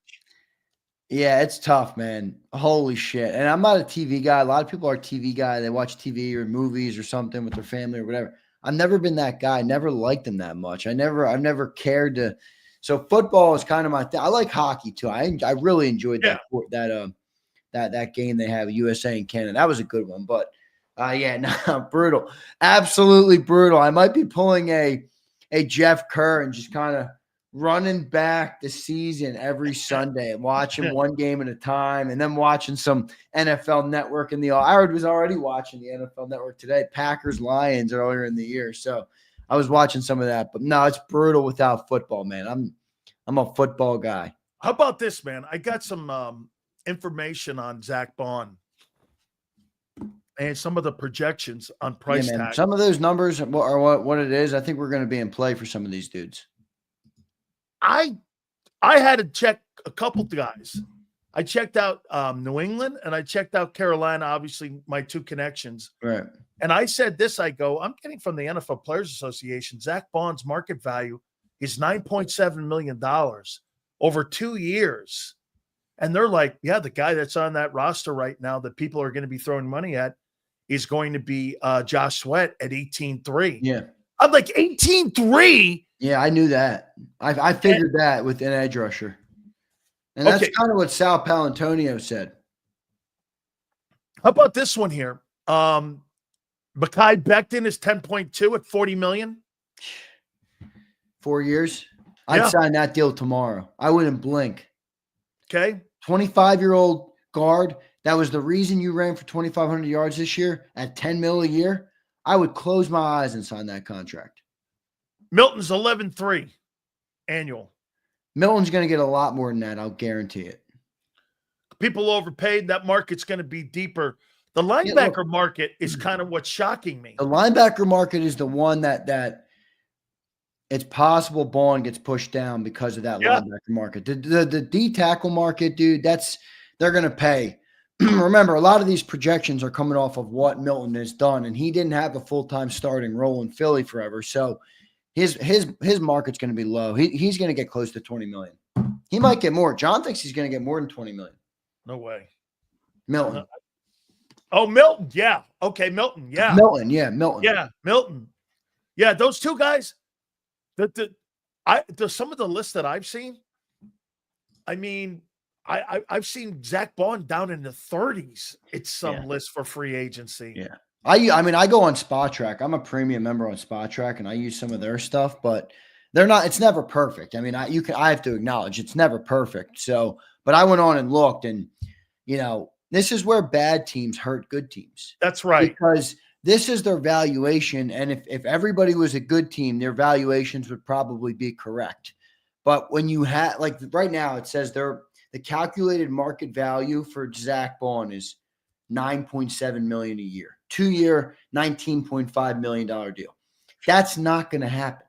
So this is where you have to compete with bad organizations who are willing to pay more for prospects, for free agents, because they don't draft well. They're not an enticing place to play. Nobody wants to play there. So they get people with money, and they come in with $18 million for Zach Bond, and Philly can't afford that. So this is where bad teams kind of come in and hurt you. But I think they're all going to beat their market value. You think Zach Bond's getting $10 million a year? No, I can't believe that number. I think he's getting more than that. I can't believe that number. John's prediction today was less than Fred and less than Roquan, but above that third guy, who I think is, I want to say it's like Milano, maybe. I don't know who the third linebacker is. Is it Bolton in Buffalo? I think it's Matt Milano is the third. Oh, Matt Milano, that's the guy in Buffalo. Matt Milano, yeah. So I think he was thinking like 17. It's 11-4. No, Milano is more than that. He's like 15. So I think it's going to be, I don't know. We'll see. We'll see what ends up happening. At 10 million, I'm going to say Zach Bond will be back. At 18 million, no, that's a tough putt. That's a tough putt for a team that, I read off some of these names this morning. I mean, it's just unbelievable. And this is where it's great that we're here, but this is where it's almost more important for Howie to be better in the future than he was to get to this point, because Cooper DeJean, 22, Quinyon Mitchell, 23, Jalen Carter, 23, Jalix Hunt, 23, Moro Ujomo, 23, Nolan Smith, 24, Nakobe Dean, 24, Jordan Davis, 25, Reed Blankenship, 25. Think about the ages of some of these guys on defense. And those are premium. Those are players. Those are guys that have impact on the game. So Howie's going to have to be perfect in the draft. He's going to have to sign great contracts. And I also think he's going to go in and restructure a lot of people this year. One thing I'm going to say about Jordan here, Bob, he asked me, do I think Milton does a good enough job tying up opposing O-linemen to free up linebackers? No. I think he's a good run stopper. I don't think he's an exceptional. I think he's better at pass rushing. And I also happen to think he's good at both. He's not great at one. He's okay. Like, I never thought Javon Hargrave was a great run stopper. I thought he was a really good pass rusher. That's why you guys were 16th that year in 22. I never thought he was really a great. He wasn't a good run stopper. You're right about that. 100%. He wasn't a good run stopper at all. I think Milton's better.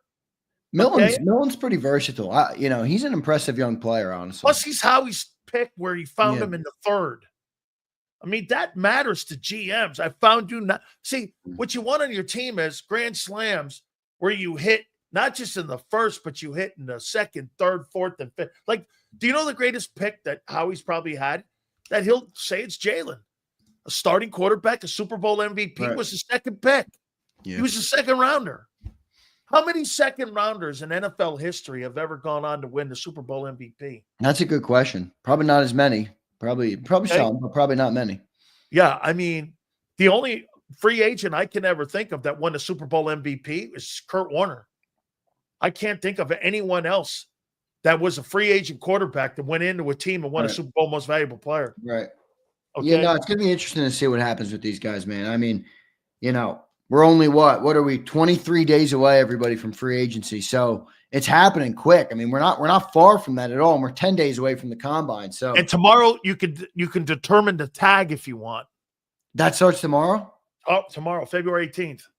If you want to use the tag. Yeah, so I think like the Bengals are gonna tag. Now the Eagles don't tag. The Eagles are not a tagging in the business of tagging. That's typically for your organizations who aren't good with cap. That's who does tag. So I don't anticipate the Eagles will do any tags, but it is interesting to see who will get tagged this year. I think T. Higgins is going to get tagged. I saw that today. So again, they're going to do it again. I saw a report today. Not sure if confirmed or not, but I did see that.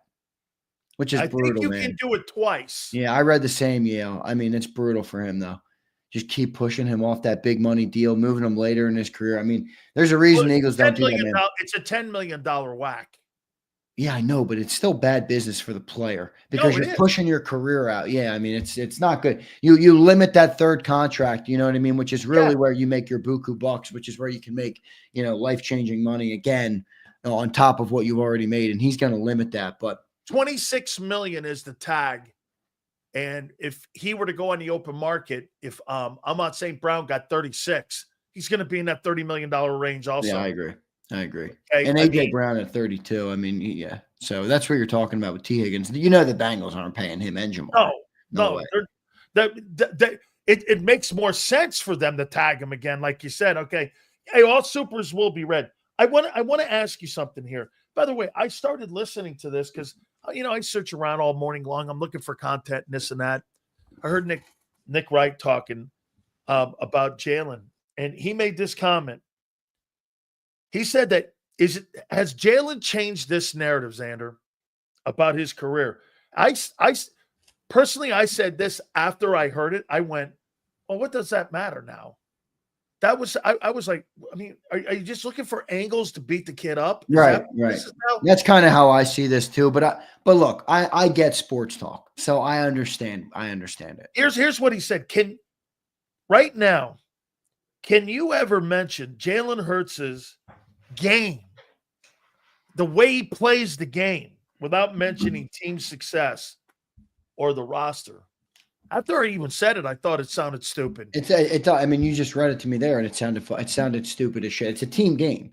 This is not an individual game, And I love, by the way, for anybody who saw the unscripted, and I continue to say how much I value and I like the mindset of Jalen Hurts, because I think there are many things he has that you cannot quantify on statistics that help you win football games at this level. All right, and he said something. I basically played my heart out, played one of the best games of my life in 22, and we left with nothing. And I left there feeling empty. And his point with it was, winning is all that fucking matters in this game. If we don't win, I had the greatest game of my life. We lost. I felt like shit. I felt nothing. And I think, so much of that is lost in the way we evaluate stuff today. It has a lot to do with fantasy. It has a lot to do with gambling. It has a lot to do with what funds and helps propel the league forward from a financial standpoint. I don't view his career like that at all. In fact, I'm starting to look at his career more and more, and I'm saying, holy shit, this guy is always at the top. Oh, always. 26-2 at Alabama, 2 straight appearances in the national championship. Went to Oklahoma, led them to the playoffs. Brought Queasy Watkins and who else was our receiver in 20? And Jalen Reagor to the playoffs in 2020. Devontae Smith led that team to the playoff. 22, you go to a Super Bowl. 23 was obviously a regression for the entire team for Jalen as well. And then 24, right back to the mean at the top of the league. I'm starting to look at it and I'm like, boy, it doesn't matter what it is. It doesn't matter if it's passing, if it's throwing, if it's running, if it's leading, if it's changing the play at the line of scrimmage. It doesn't matter what it is. He seems to meet the moment depending on what it is and what that football team needs. And I think one of his best attributes is I do think he's answered a lot of the questions. Sills, what was one of the things that rightfully so was questioned on Jalen coming into this year was the reading of the defenses. It started a little slow. I think early in the year he did struggle with it.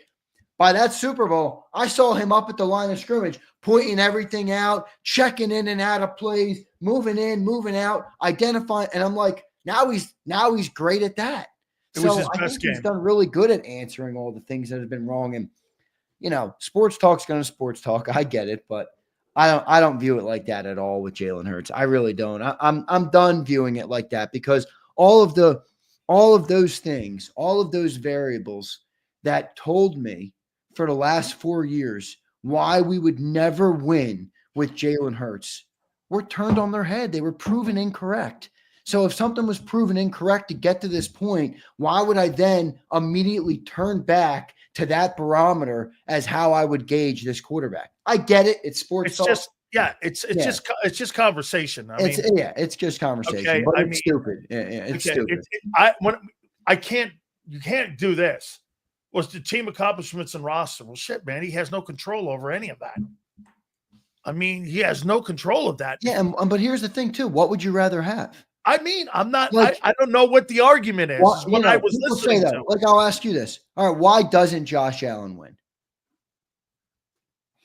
I don't think he's in the greatest organization or greatest head coach. I agree. I agree with that 100%. But so what's people's point? If Josh Allen doesn't have the right team and he can't win, and you use that to say, and I agree, by the way, I do think Josh Allen would win if he had a better organization. But if you're going to say that, how are you going to knock Jalen Hurts for having an organization that did build effectively and then he did get the job done? So I'm not saying you. I'm just saying like he's being penalized for being drafted by a good organization doing their job. Come on, that's bullshit. Especially when we use the same thing to excuse why great quarterbacks like Joe Burrow, Justin Herbert, Josh Allen, Lamar Jackson. If we use that to excuse why they haven't won, then why would we use that to take away from why Jalen Hurts has won? But they do. They do use that to rank others ahead of him. Well, I agree, but I'm saying Jalen Hurts got over the top. Jalen Hurts went further than they did. But they don't look at Jalen Hurts has gone further than them. That doesn't mean they think more of him than those other guys. Well, I think they're stupid then. Okay. Well, again, I think there's the majority of the people in the league that cover the league too would never ever in a million years say that Hurts is a better quarterback than Allen or Burrow. They wouldn't. Okay. I mean, if you drafted those two dudes, how about this? If you drafted without a team, without any roster, and you drafted Josh Allen, Joe Burrow, Lamar Jackson with no roster, and everything was just the same, you would really draft those guys over Mahomes? I mean, not maybe Mahomes, but the rest of them. You draft them over the rest of them. Well, I think that's a tough. I mean, that's a crazy. That's what they're saying. That I'm not. I mean, I think that's again, it's these people come up with, and instead of giving Jalen credit, it's an angle. I know it's an angle, but instead of giving Jalen Hurts credit, we would rather play the woulda, coulda, shoulda. What would Josh Allen do? We would rather play hypothetical awards than look at what's real. Okay, one thing is real. That's the Lombardi Trophy. Okay, that resides in the city of Philadelphia right now. And that goes back to their thing that you can't mention him without a team accomplishment. And you can't. I'm talking about the player himself. I know what you're talking about, but I'm trying to explain. No, not me. Because when I heard it, I thought it was. When I heard it, I thought it was stupid too. But Josh Allen, okay, let's just call Josh Allen the greatest football player on planet Earth, which I think wouldn't be an unfair comment. I do think he's that good. He hasn't won because he doesn't have the team. So my point is that how can that be a knock on a player? It's not a valid knock. I don't think it's a knock. I just think it's okay. If we're talking about this, isn't an and, if, or but. Allen doesn't have the organization. He doesn't. And he doesn't win because of it. And he does more with less. But he doesn't win. But he does more. Okay, fair. But he doesn't win. But he doesn't. He's doing it with less. Okay. Because the organization, unfortunately, he's been drafted by the Bills. Okay, again, but you're assuming that you're I'm not assuming. This ain't an assumption. That team is not near what the organization of the Eagles is. There is an element of assumption, though, that goes into it because we don't know what Jalen Hurts would be without this talented football team. That's not I'm not saying Jalen. I'm not putting Jalen in Buffalo. I'm just saying right now, nobody would ever confuse Buffalo for being the Eagles, would they? No. Okay. But again, why hasn't Josh Allen accomplished what Jalen Hurts has if he's so Because he's great? not in a better organization. He needs a better. Same with Burrow. What was Cincinnati prior to Joe Burrow showing up? Yeah, nothing. Okay. Trash Have they can. ever been? Trash juice. Right. He's elevated that entire organization. Yeah, but all right. And I'm not saying, when I say you, I don't mean you, but I'm saying people use that against Jalen when he's reached the pinnacle of the sport. If Josh Allen can't get over the hump as being the greatest player on planet Earth without a team, why would the expectation be that Jalen Hurts should have done that without the team? That's a faulty narrative. He did it with a good team. He deserves credit for that.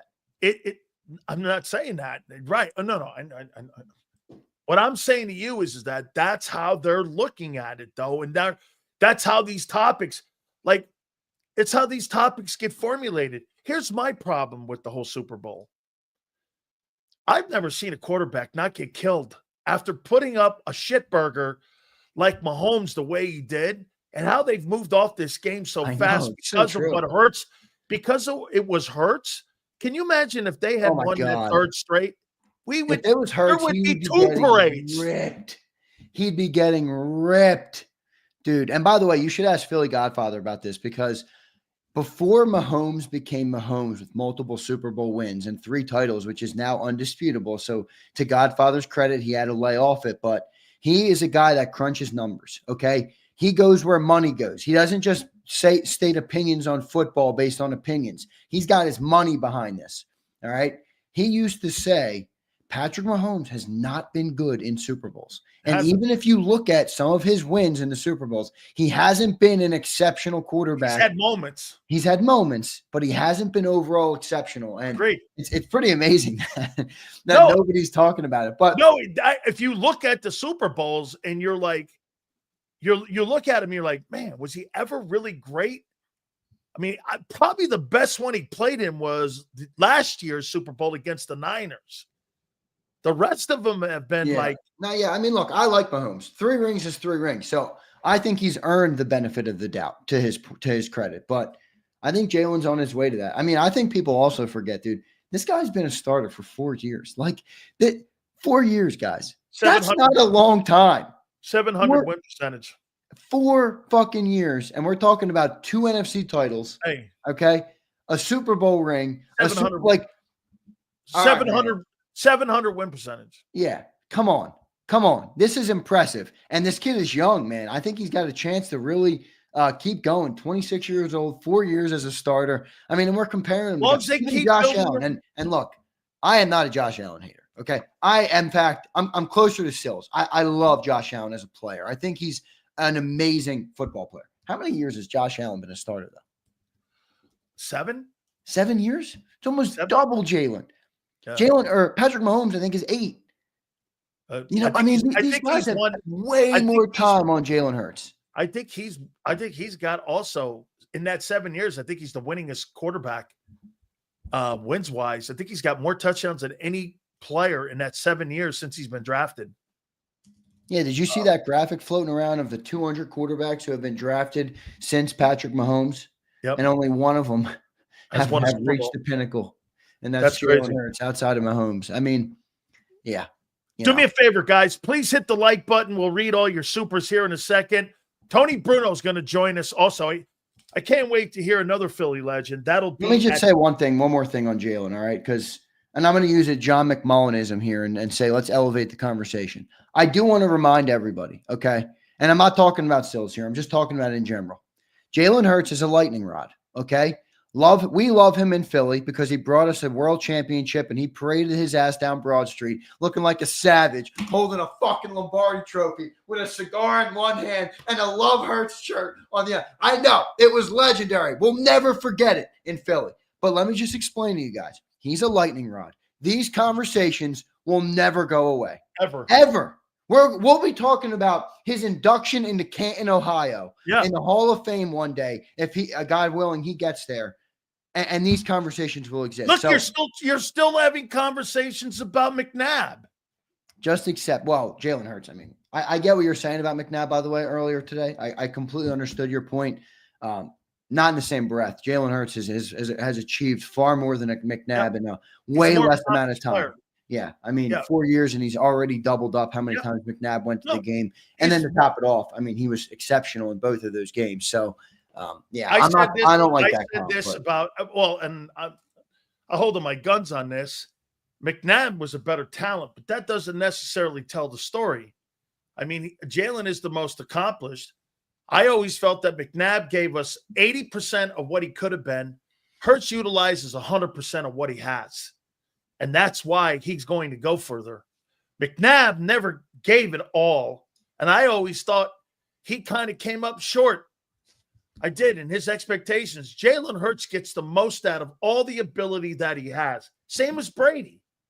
Brady's not the most gifted guy next to Aaron Rodgers. I agree. There's also something I'd like to explain to you real quick that only a Philly fan would understand this, but there's now something about Jalen Hurts that will be unquantifiable to Philadelphians, but nobody else will see it because this is an emotional, passionate fan base, and it's what makes them the best fan base on earth. But with all the ups and downs of the careers that Jalen's had, of the team, of the last 3 years, of the National Football Show, right, with Big Sills telling him he doesn't think Jalen Hurts can win, they wear that on their sleeve. So when they watch Jalen hold the Lombardi in the streets of Philadelphia, okay, and we all gather for that moment, there's an emotional connection there that people outside of Philadelphia, even reporters of this team, would never understand. They would never understand it. And that will now taint or cloud all Eagles fans' judgment. And it's rightfully so. That's what they should do. Well, you had that same passion and love for Wentz, too, at one time. Not really. And it faded. Not really. Because Wentz didn't lift that. No, Wentz helped you get to that. Without Wentz, you don't get to that. I agree with that 100%. But Wentz didn't lift that trophy like Nick Foles did.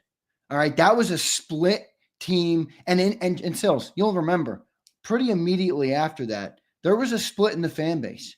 Okay, not in an overwhelmingly negative way, but they said Nick won us a Super Bowl, our first in franchise. So I get it, but Xander, this is a different connection to Jalen. I always believed that you should have stuck with Foles, just as I always thought the Chargers should have stuck with Breeze instead of with Rivers. Those two organizations had the chance to make those decisions on who were better winners. Right. Breeze was a better winner. Rivers was a better player. What do you want? What you just said. I want the better winner. Right.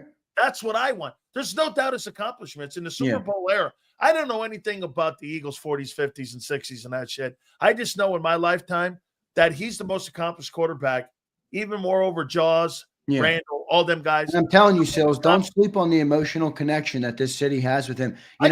In a way, Sills, and I hate that. By the way, I fucking hate this cliche. I really hate this cliche. But Jalen Hurts is Philly-like, man. He doubted all the way through. No, you've adopted him. Told he can't do it. Told for whatever reason we're going to need a different guy. Told the arm's not good enough. Told whatever the case, this is why you'll never get it done with him.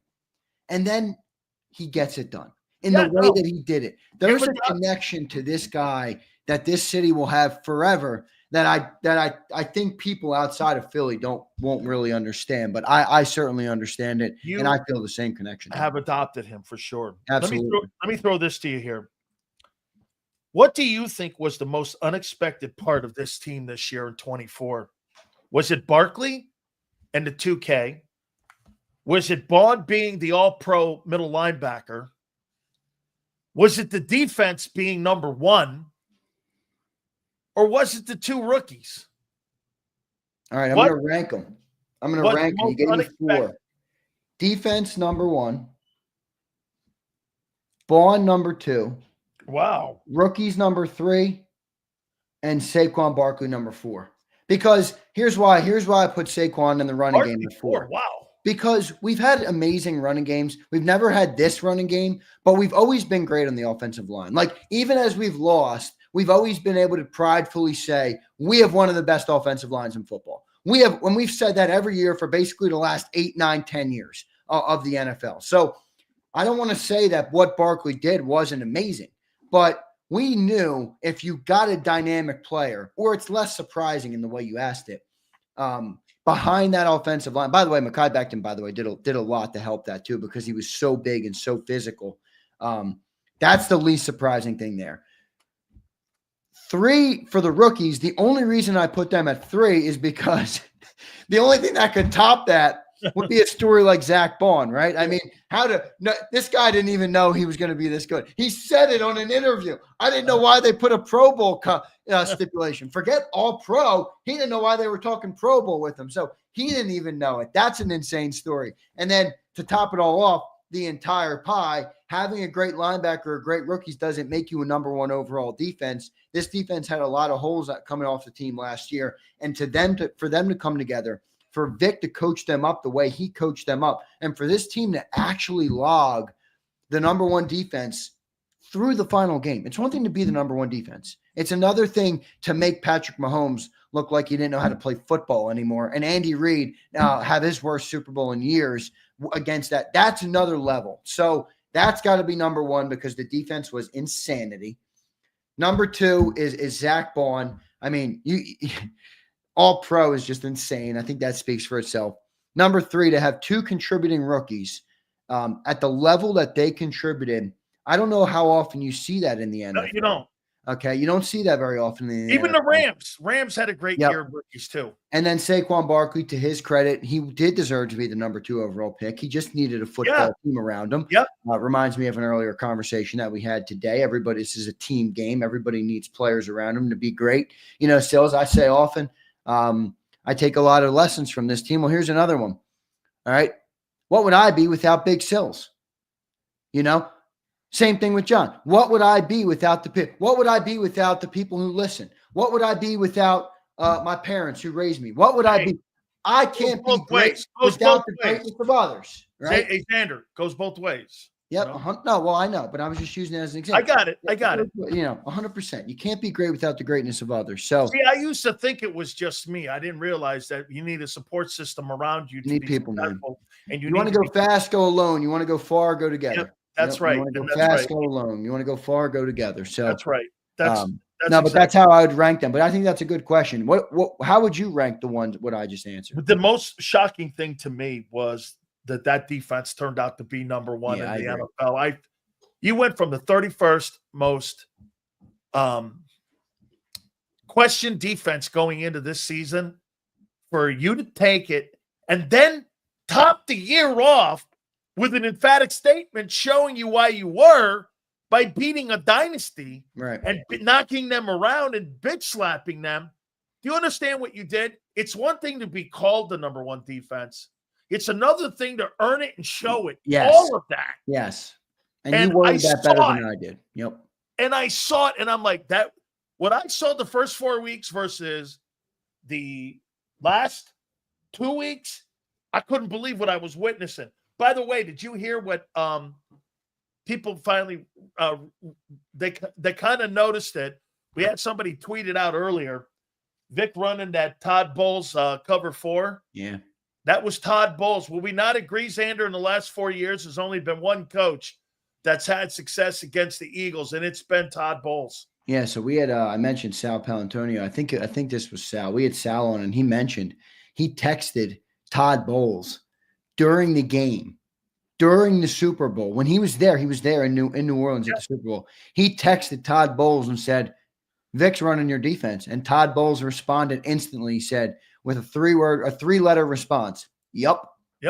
So yeah, that's pretty interesting stuff there. Yeah, no doubt about it. That's a good coach. Yeah. What worked? Then watch this. Remember what Dave Wannstedt said on this program at the beginning of the year? Vic's going to draw the scheme up. This is about the Jimmys and Joes executing it. Yep. Hey, Vic could go like this. We're going to run this defense here, but you got to have the Jimmys and Joes to go out and get it done and go eat. Right. And that's what they did. That shows you the versatility too. because they did so much post-snap alignments in that Super Bowl. You go back, bro, Mahomes looked like, that narrative I have on Hurts that he can't read a defense? It looked like Mahomes couldn't. I know. And by the way, it looks like Jalen has now gotten really good at that so far. They said Nick Bolton said he was so far ahead. Colton, he was so far ahead. Bolton. Yep, you're right. Of his landmarks and his reads and his progressions that he knew exactly where to go everywhere. Who, Jalen did? First time I've heard that, Jalen. Yeah. Look, it's a testament to what we talked about a little bit ago, that this kid doesn't just get better at what he gets called. He gets proficient at it. He gets better than most at it. I mean, it's, look, I think it's a big credit. Well, can I ask you something real quick? I just popped in my mind, and I got to ask you. All right. And it has to do with that fucking ugly ass Dallas Cowboy helmet. Oh, what an ugly helmet that is, by the way. The shitty ass star. I mean, that's a shitty logo. We're Eagles, the bird of the country. Yes, the most iconic animal maybe ever. Why does that bother a champ? It doesn't. Why do the Cowboys? Why are they even? I have a question for you that bothers me a lot more than that stupid ass star does. Go ahead. Are you trying to put the Maloik on what? Are you trying to put the Maloik back on the team after they have gotten to the? Are you looking at this team like these guys are about to be a dynasty? I need to pull something Not in the me, man. Flag of tricks. Not the me. Not me, man. You know what I do? I am a content god. I create shows. I create. The Maloik is back out, baby. The Maloik. I just heard a conversation today. That's all. Let me rank this. I'd go like this. The defense won.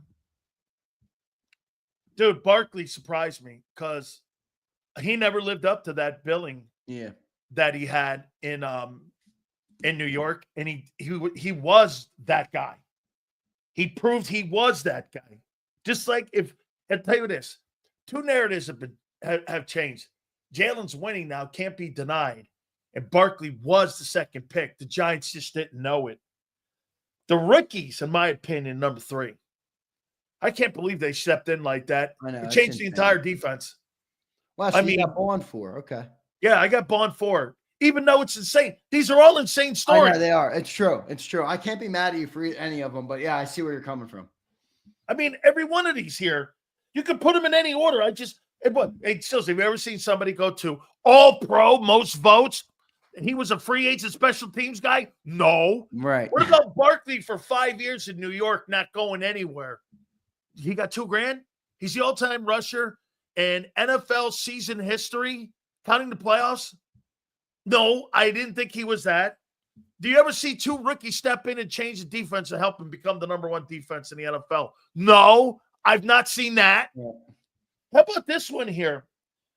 Do you think Jalen Hurts overcame a narrative this year also that the passing game sucked?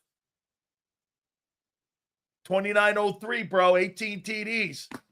He's nowhere in the landscape. But then when he got to the NFC title game and the Super Bowl, that was a non-factor. I think he vindicated himself in that you're not wrong. And if you were saying the passing game wasn't up to standard, that 2903 is not a lot of yards. But where he vindicated himself is he did it because that's what was needed to do to win. And then when they took away Barkley, he did what he needed to win in those games as well. In the Super Bowl, Barkley had 50 yards. I mean, that's the one thing Spags did good in that game. He took away Barkley. Yep. Eagles blew the fucking Chiefs out. Jalen Hurts was dropping 50-yard daggers into the hands of Devontae Smith. Fucking cha-ching. So, yeah, he did. Fuck that narrative. The whole thing was bullshit. Hit the like button. We'll get to your supers here in a second. All right, Xander. Speaking of daggers, I got some here for you. Got 10 of them here. Then don't forget, we're going to do the supers, and Tony Bruno's going to join us. I think Tony's going to kick my ass on Hurts a little too. He might. I think he might because he's a big. I don't know because he didn't like Jalen either, right? No. Oh, he liked Jalen? I thought he's a Jalen guy. Okay. All right. You might be. He might be. I might be wrong on that. Here's a couple dudes that I think could help your ball team. All right. Free agency. Yeah, dude, how many good free agents this year? So here, follow along with me. Well, I say that because I'm curious to hear what you got. Okay. Well, this is preliminary. Okay. All right. Khalil Mack, 33, had a really good year. He's projected the 4th top edge rusher. 23.6. Too rich? Too old, Way right? too rich. He's 34. Okay. He turns 34. His market value is 23.6. He turns 34 in 5 days. How can he have a market value of 24 million now?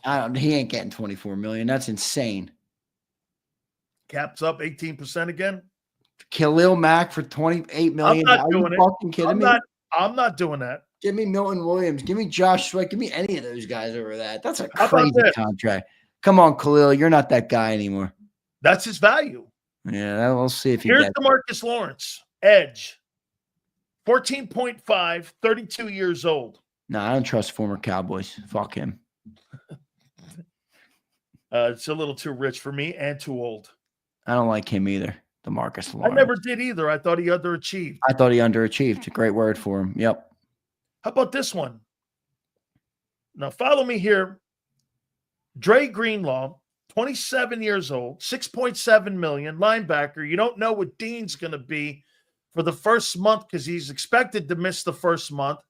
Can you imagine having Zach Bond and Dre Greenlaw as your starting inside linebackers? I like that one because, well, I think what happens with Bond is going to be different. The money's too nuts. I think Greenlaw could be a good insurance policy if you're not going to if Bond is going to get 20 million from some shitty organization. I like Dre Greenlaw, and the other thing I like him for is if Oren Burks is a free agent too. Yep. So you have Nakobe coming back.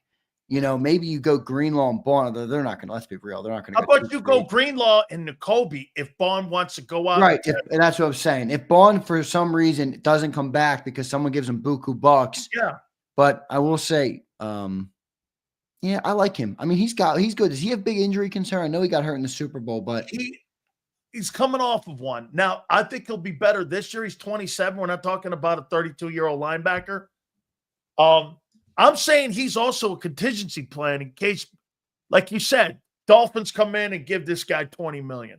Yeah, so he missed a lot. He had the Achilles injury, obviously, in the Super Bowl, so he missed first 15 or 14 weeks last year. But so he's coming off the injury, like you said. I don't know. I do like him. I've always thought he was a pretty good player. Now he's going to be 28 by the season starts. I think, isn't that what Zach Bond is? Is he 28 or 27? Yeah. So age is good. I don't dislike that one. I don't dislike that. I think that's a decent. If you're not going to get Bond, I think that's a decent backup plan there because you're going to have a backup plan at linebacker. Yeah. Yep. I don't think 6'7" is a lot. Yeah. No. Now this one's interesting here. Now I'm looking at longevity. Okay. Now this may be a little too pricey, depending on what the market is. How about Najee Harris? I heard you say this. $26 million or 26 years old at $8 million. Maybe we'll see what the market is. I don't know. He's had 1,000 yards every year in Pittsburgh. That O-line is nowhere near the O-line in Philly. And you're talking about trying to keep the threads on Barkley. So you'd have a two-man rotation of Najee Harris and Saquon Barkley in the backfield running the football behind that O-line. All right. I don't dislike it. I like Najee. I'm a little bit of a Najee homer because I have a funny story about him. The first day he was on Alabama campus, and I ran into him the very first day, and he was a middle of the year guy. So he showed up after his, or whatever, after the semester in high school. Coolest guy in the world. I mean, he's such a California kid. He's just like, hey, bro, what's going on? I'm new to Alabama type of thing. But no, I liked him in Alabama. He's not a very versatile runner. Okay. But here's the thing. You have Barkley, who's a home run hitter. He's like LeGarrette Blount. Yeah. I wonder if you could put him in that role. Yeah. And look, he doesn't average a lot of yards per carry, but 4 yards, 3.9. Maybe with this offensive line. Yeah, he would. I don't know. Is How there about better this, options Xander? though? I mean, How about this, Xander? is there any better options out If there? if Barkley was in New York and only averaged 1,100 yards behind that old line, Right. Pittsburgh's line's better, and he averaged 1,100. What do you think? What do you think Najee would average? Najee would average 5.5 carries. I like him. I don't like him at carry. 8 million. I like him. I don't like him at 8 million. I don't either. 8 million's too high for me. I'd probably go in the draft. Yeah, agreed. Or like, how about a guy like AJ Dillon? Like, what's his market value? Couple million, 3 million?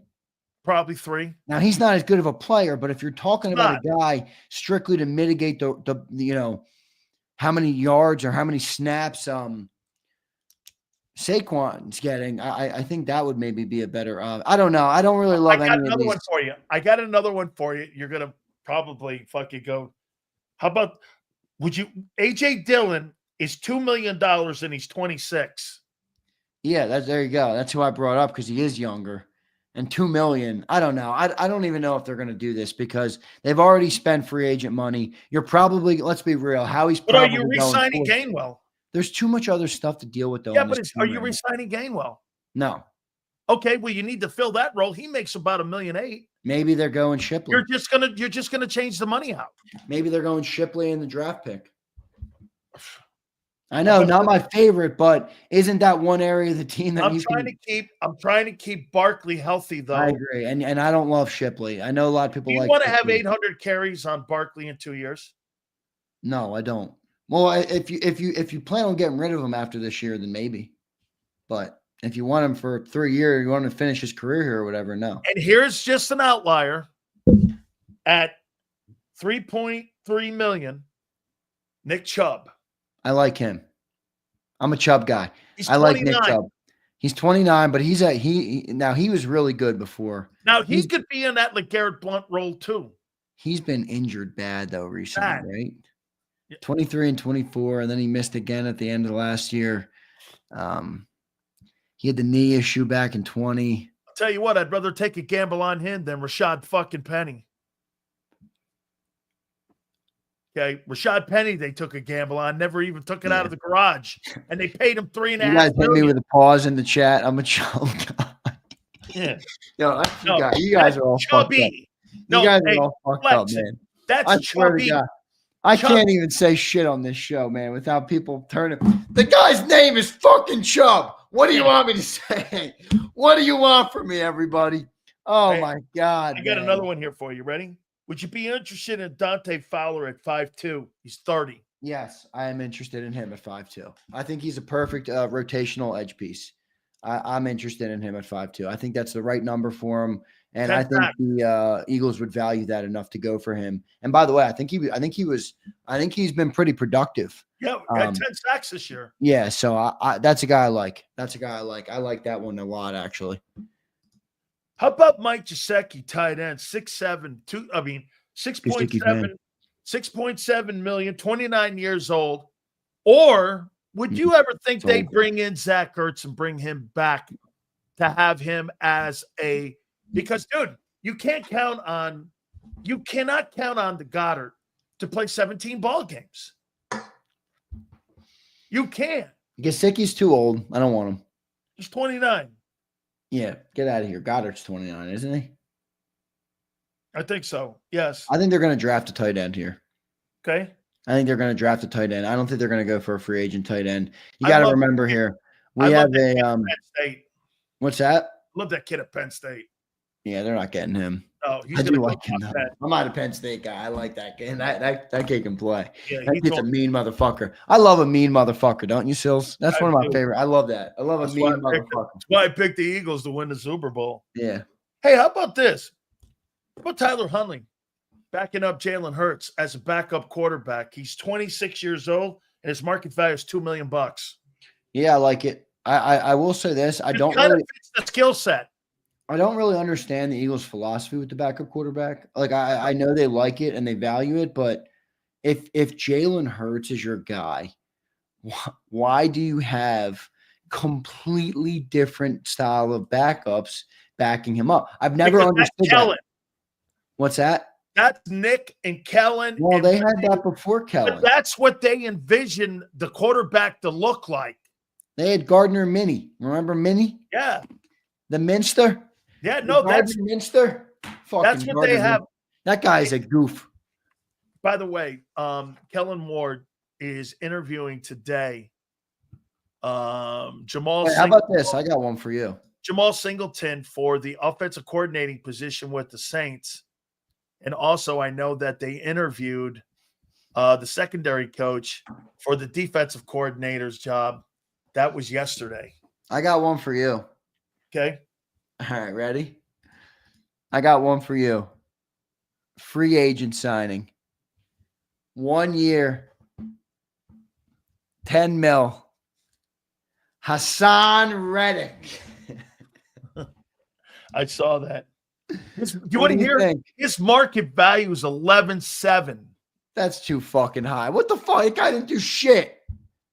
11.7. And he proved he's a big ass locker room cancer. I didn't even want him at $8 million. $11 million. I wouldn't even take the guy for $8 million. Jesus criminy, man. I mean, 11. I was like, 11 million for him. He was a total dick last year. And now he's going to be 31 at the start of the year. Talk about a fumble of the bag. No, one of the worst fumbles you'll ever see a player go through. How about the fines he had to pay? I think they got those all worked out. But the anyway. Jets, they probably deferred because I know this. If you're under contract and it starts the season and you're not showing up to the facility, I was told that money's not renegotiable. That's in the deal that I know, you are fine. I read that as well. Okay, I read that as well, but you know how the NFL goes. I mean, you can bend the rules.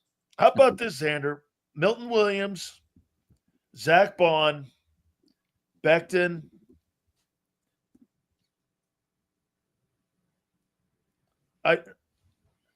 Milton. Josh. How many of those guys, now that you hear this, Josh Sweat, 18-4, he's gone. Gone. Milton at 11-1. You think he's going to get 18, and I do too. I think he's going to get 20. I think John's right. I do. So Javon Hargrave gets it. He gets it. I know, and he performed on the biggest stage, and it's one of those players that a young, dumb team with a shitty GM is going to bet on, and they're going to pay him buku bucks to do it. I think your ends are gone. Starting ends, too, by the way. You could actually argue that Josh Sweat's necessary. Yeah. Because are you going to replace him? I didn't like his crying about the MVP, though, but that's all right. Yeah, well, that's because he's out the door. Trying to up his value. Sure. All right.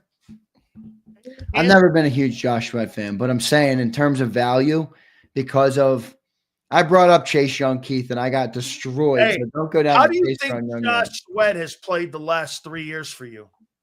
He's been up and down, but he's dealt with the injury. I mean, the up and down nature of it, though, is inevitable, and that's. Wait a minute here. Let me see here. 11.5. He had 6.5, and then he had 10. So this guy had 27 sacks in 3 years. You think that's hard? You think that's bad? I don't think it's bad. I didn't say it was bad. Okay. Well, that's not just. I don't think he's been. Let me ask you this: is he a guy you're running to the table to give 18-3 to? Who am I? Yeah, good question. That's a great follow-up. Howie Roseman. No. What team am I? The Eagles. No. If you're the Jaguars, yeah. I'm going to give him 20. Yeah, exactly. So I don't know. On the Jets, probably 21. The problem is it's a lot harder of a thing to fill. You can draft a rotational tackle. Let's be real. All right. Now you might not get the same production, but you can live with that, right? Yes. You're not going to draft a guy late in the first round that's going to come in and give you significant snaps on the as a starting edge. I think Jalen Hurts might be your starter next year. And by the way, I feel okay about that, but it is a bold strategy to go in with him. Yeah, it's a bold strategy. That's a pretty big putt for me to sit there and think he could play 18 games. I agree with you. 18 games, 3 downs. I agree with you. Okay. Because I think they put him in situationally. Like I see him in nickel. I don't really see him on first and second down a lot. I see him more in pass rush situations. And I'll tell you this too, dude. You really want to get a sense of how physical Nolan Smith is. I didn't realize how one of those guards did a pull on him in the Super Bowl, and he fucking destroyed him. I couldn't believe we got to do these supers. Tony's going to be here. Oh, let's do it, dude. I'm sorry. Let's do it. We're in La La Land here. Ramir checks in. Josh and Lamar have been to the big game, but can't beat Pat. They had plenty of opportunities in games to beat him, and he failed. Hurts' best games were against Pat. So that's true. Hey, he's 2-2 versus him, and he's 1-1 in Super Bowls. You could argue he outplayed him in all of them. Didn't beat him in all of them, but you could argue he's been the better quarterback on the field. In that game, for sure. Yeah, right. 40-6 says, for sure that was Todd's defense, but I think it's ours if we run it better. Has Todd ever had a number one defense? Bond number one, rookies number 2, Barkley number 3, defense number 4. Wow, that's a crazy rating. I would say this to you, a 4-6. Todd Bowles won a Super Bowl as the defensive coordinator for Bruce Arians when they were with the Buccaneers 3 years ago, I think it was. Brady won that Super Bowl. He was the DC on that team. Look at flexing. I love this. Fuck who Sills played for. Fuck Dallas. He doesn't give a shit about that star, and I don't either. Sean Lim says, will Becton take guard money? He really seems to like it here. I think he will. I do. He has to take guard money. Yeah, I think he will. A couple more supers, then we'll get to Tony Bruno. Matt Dio says, Browns often go for bigger DTs like Jordan Davis and use wide 9 for defensive ends. Huff played well in Jets wide 9. Do you think Browns value JD and Huff in a trade for Garrett? Oh, God. Maybe JD, Huff, 2 1s, and maybe a 2. Yeah, it's a big pop, but you're getting a great player for some shitty players. I don't think that's how it works, Theo. When you're looking for a trade, you don't trade a Yugo for a Ferrari. That's not how it works. Trading a smart car for a fucking for a Lamborghini. Yeah. I don't think it works like that. But I hear you, Theo. Wait, Theo, I'll give you this. It's not bad what you laid out. 2 1s, a 2, and those guys, maybe. Yeah. Jason A-Team says they had a bench Hurts in 2020 because he was winning too much and we were tanking. The Sudfeld game where Hurts got caught saying that's not right. Pretty wild. He's just a winner. I love it. Good stuff there, Jason. HKP says Lamar had a number 1 defense and lost to Mahomes. No, Jalen's 2-2, man. Everybody wants the rivalry to be between Josh and Lamar, and it's not. It's Mahomes and Hurts now. Yeah, that's what it is right now. HKP again says they'll always find a way to discredit Jalen. I agree with that. That's going to keep happening. No Limit says, Sills and Z, you guys think they pay Oren and Dean makes GMs think it's Vic's scheme more than Bond's talent, lowering his projected value? 9-7 is crazy. I think it's more about the career, No Limit. He's 1 year, man. 1 year. Yeah. I mean, 1 year, and he was a special teams dude. I mean, come on. So Mikey says it's Xbox season, Xander. Pick up a controller. I don't know. Maybe I'll play some Call of Duty here and there, but not much, man. All right, Sills, have a good interview with Tony, man. Great. By the way, we got Marcus Hayes coming on at 5:32. Angelo will be back with us tomorrow along with Gary Cobb, too, so keep informed with that. I get all these guys on, man. I love hearing them. By the way, I got a text from Howard Eskin. Howard's doing a podcast now, so he goes, I can't do it this week. I got to get the advertisers. And I'm going like, holy shit. All right. It's all good. All right, bro. I'll see you. All right, I got you. Well, the man, the Godfather. We have Philly Godfather, by the way. And, we have Philly 500, but there's only one guy. There's really 2 guys now. I got to say this. My 2 favorite talk show hosts are Angelo Cataldi and Tony Bruno.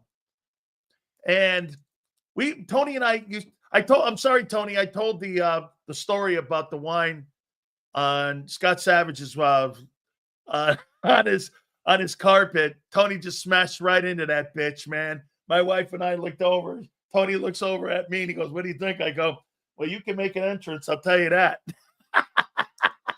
Without further ado, let's bring in my dear friend Tony Bruno, the legend himself. How you doing, Tony? Good, great, man. You guys use a lot of profanity on the show. That's fucking too much cursing, I'm used to working clean. I don't do – my late shows are blue. I mean, the early shows, it's only 4:30 in the afternoon here. By the way, 78 degrees, so 79, a little cooler today here in Southwest Florida. And guess what, Dan? This Saturday, just when you thought the Eagles parade in Philly was off the chains, there will be a Eagles boat parade down here in Cape Coral on Saturday. And guess who will be up on the boat? Holy cow. You got it. The king himself will be hosting a boat parade. Damn right, baby. I'll be up on there. Don't throw in any beer cans, folks, okay? And if you're going to throw beer at me, make me some good shit. I don't want any of that Bud Light or any of that stuff. I mean, I'm not a beer snob. But, I'll drink, bring Yinglings, okay? Let's keep it Pennsylvania. You know what I'm saying? And they don't have Rolling Rock, I heard, any longer. But if I was going to get hit in the head in a parade in Philly, I definitely wouldn't want to get hit in the head with a Bud Light bottle. I mean, I hear they throw the bottles like this, Tony. So, I mean, they underhand them. They throw them underarm. I don't know. I mean, the Bud Light No, they still have Rolling Rock, Dan. They still make it. I don't know if it's from up there. I don't know if it's still up there in the rolling hills of Pennsylvania where they have the number. What was it, 37 in Rolling Rock? Yeah. There's like a number in there. I think it's a satanic beer. No, no, I'm not going to go there. You drink it, you get stupid. By the way, how about this weekend where we have, the NFL, as much as we love it, the Pro Bowl, they got rid of that. They're playing flag football, right? The Major League Baseball, they at least still play something that resembles regular season baseball in their all-star game. Now the NBA just pulls shit out every year, throws something out there to make it stick, and it sucks more than ever. But how about hockey? The only sport where countries play for their country. Players play for their country and are proud to be there. How about that? That, to me, that was the biggest event of the weekend. Here are guys that, play on hockey teams all over the country, and then they went out there on Saturday night. That was, to me, the best event of the weekend. The best event of the weekend. Absolutely. Tony, I tell people the only thing that Canada has to offer now is decent milk, great hockey. Well, not now, I don't know. And outstanding strip clubs. Hey, I know we're trying to keep it a family show here, but that's just all I heard of. That's what they have in Canada. Now they can't even claim Canada. We beat them 3-1, and there was Trudeau. I was like, this. I couldn't have thought. Yeah, I think as soon as that game ended, Justin Trudeau should have just handed over the deed to the entire state of Canada and declared himself the governor of the 51st state of the United States. How about that? I love it, Tony. Tony, what'd you make of the Eagles, the way they dominated? Your takeaways, what were they after Sunday, that Monday on the 10th, where they just absolutely made Patrick Mahomes look like Sam Darnold in that game? It was some performance. Your takeaways from that thing?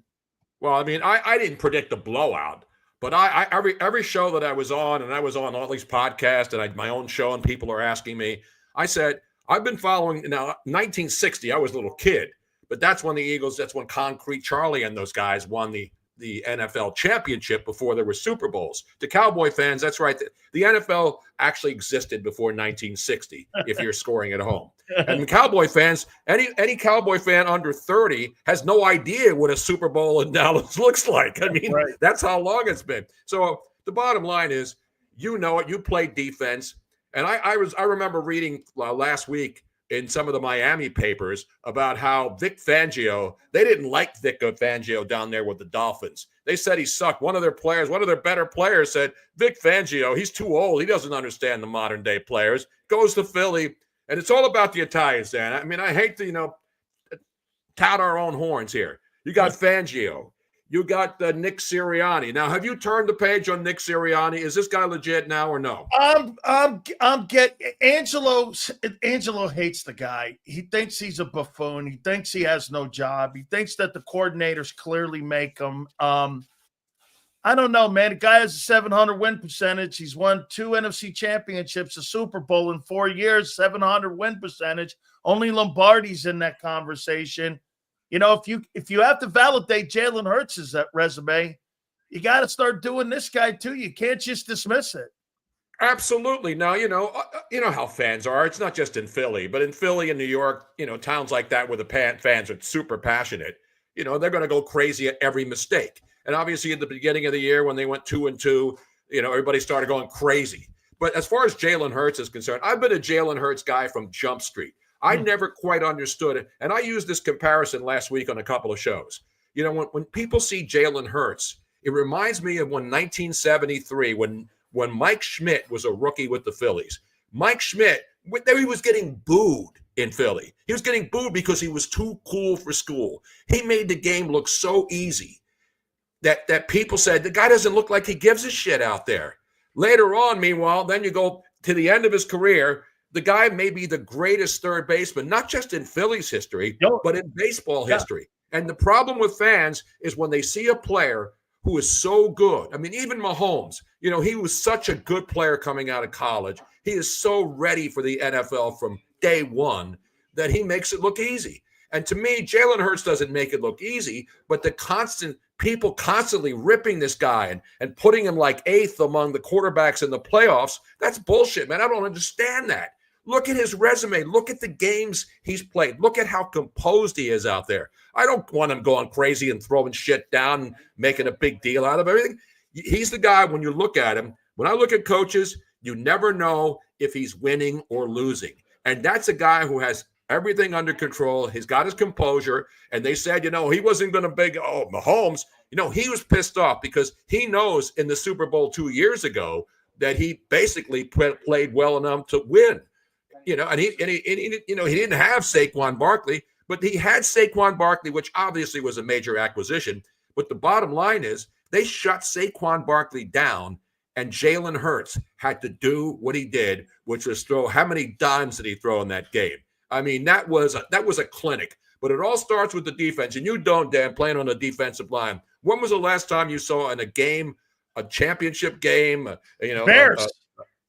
I'm talking about in Bears where they didn't have to blitz one time.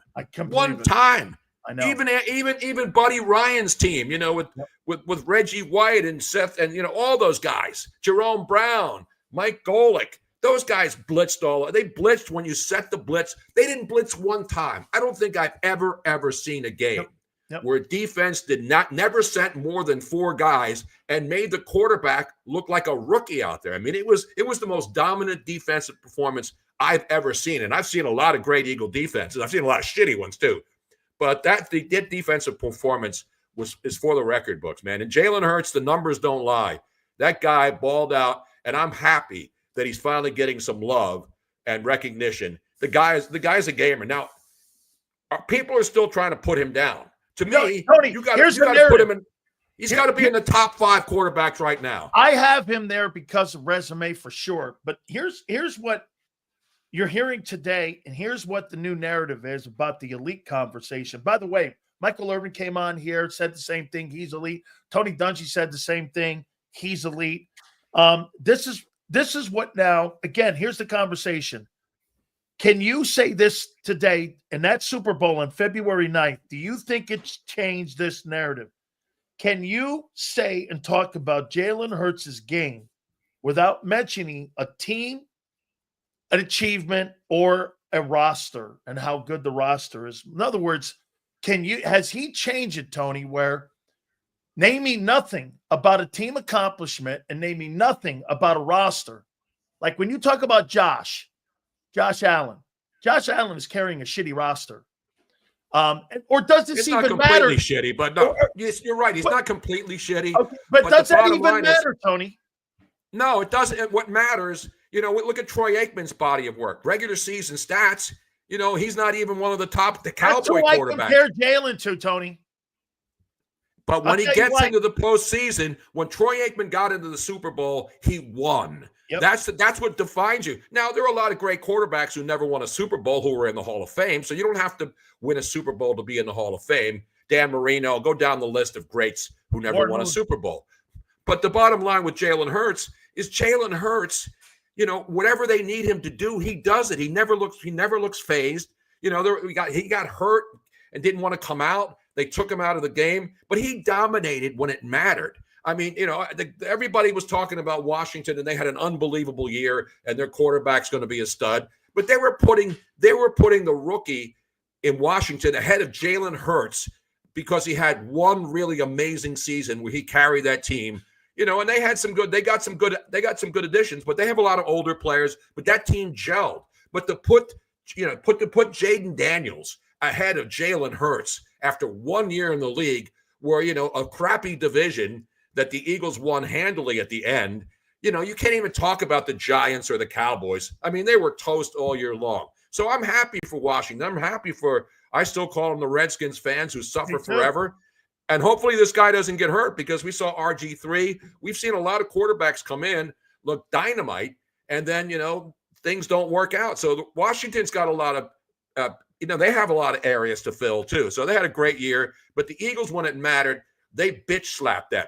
They bitch slapped them like Doge is bitch slapping all of the government agencies who are stealing our money. I love that sneak in. I love that sneak in. That's nice. That's like what we call not sneaking. I just deal with facts, man. Hey, that's right, Tony Bruno. Nothing but the facts and only the facts. Tony, in your time, in your time, Tony, is this the best Eagle?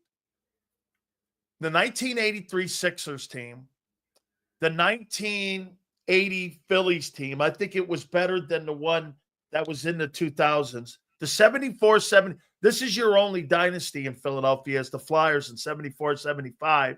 The 67 Sixers, too. I'll go back there with Chet Walker and Wilt. Is this the best? Was this the best? Al Green? That 67 team for the 76ers was the best team I had seen growing up. They had 5 Hall of Famers on the floor, and that changes now, but there's more. The amazing thing is the whole world is playing basketball, but the NBA still has a hard time finding 12 guys for each team who can compete. And when you have the whole world to choose from, same thing with hockey, you have the whole world involved. But as far as Philly teams, I'm old enough to remember the 60 Eagles, but I was a little kid. But the 67 76er team was unbelievable. Remember, those games weren't even live on television. Yeah. The NBA finals were never on television. You didn't know. Right, they tape delayed them until 79. Exactly. And then you have, the 80 Phillies. They all of these championship teams have one thing in common. They were good teams. The Phillies in the 70s with Schmidt, Boa, Luzinski, all those guys, and Steve Carlton, they were good. But what did it take? It took them bringing in Pete Rose to put them over the top. The 76ers were a great team with Dr. J and Mo Cheeks. What did it take to put them over the top? Moses Malone. Moses Malone comes in, dominates the glass, and they win a championship. You got the Philadelphia Flyers. They won a cup because they had Bernie Perrant and great teams back in the 70s. And what did the Eagles do this year? They've always had decent running backs, but they bring in Saquon, and Saquon exceeded any expectation because, but he bought in, everybody bought in, and Saquon helped Jalen Hurts and that team and that defense get more confidence every week because they knew he was going to break one. They knew he was going to score, but they knew that they had a job. And Vic Fangio, to me, one of the greatest coaching, because we hear all the time, Dan, this quarterback, he's had 5 different offensive coordinators over the last 5 seasons. Jalen Hurts has had a different coordinator every year since he was in high school, for God's sake. 9 coordinators in 8 years, counting his college. That's what Jalen Hurts has had as coordinators, and there's going to be another one in the room now, too, obviously. Would you be a fan of bringing Frank Reich back, having some stability in the locker room there? He had won a Super Bowl. Yeah, absolutely. I mean, that's what the Eagles did. The Eagles went and got players that were quality. I mean, they got young guys that they drafted. And once they got in there, once the Genes and all these guys, and I heard you and Xander talking about paying this guy 8 or 9 and all that other stuff. I worry about what I'm getting paid. I don't give a shit what these free agents are going to make. You think they care about you or me or anybody else? Worrying about this guy getting $11 million and this guy getting $18 million. It's all monopoly money. But again, I think the Eagles organization, I remember back when the Patriots were winning with Tom Brady. What did we hear all the time? The gold standard, right? The Patriots were the gold standard. And remember when Jeffrey Lurie said he wants to be the gold standard and everybody mocked him? But now, now that Tom Brady's gone and he was the gold standard because they put anybody around Tom Brady and they had great players around him, he was going to lead the way. But now to me, when you look, I'm not talking about dynasties or they're going to reel off 3 or 4 or 5 Super Bowls in a row. I don't know what's going to happen. But right now, when you're looking at organizations that every player in the NFL looks at and says, damn, they really got their shit together in Philly. That's why players want to play there, and that's going to be why you're seeing college kids. The kid from Penn State, he wants to play for the Eagles, right? One of their draft picks. Dylan Carter. Yeah, Abdul Carter. I mean, he tweets every day he wants to be a Philadelphia Eagle. So it's an organization, and that's what used to happen to the Lakers and the Celtics, the glory teams. Now the NBA guys want to leave teams every week, and LeBron doesn't even want to play in the damn All-Star game, and he decides on the last day to tell everybody he's not going to play tonight. I mean, that's the difference between, LeBron controls the league. And by the way, I understand why the NBA All-Star game was a disaster. Adam Silver was so focused on getting that film completed that he was working on, Nosferatu, that he didn't really pay attention to the All-Star games. Because if you've seen Nosferatu, I believe Adam Silver was Nosferatu, and that's why the NBA has absolutely shit the bed right now. It's a disaster what's happening. It is totally. Tony, great take, my friend. Hey, Tony, I got killed on Jake Tapper's show the other day. CNN was running a bunch of things about Barkley, and I said that it would be, again, the Eagles panic, this and that. Here's why I said that, and tell me if you agree with it. Jake was playing Monday morning. There I am on CNN talking. It's the worst take of all time, next to Angelo, who picked the Eagles to win 5 games this year. Anyway, I'll tell you more about that one here in a second. But here was my take.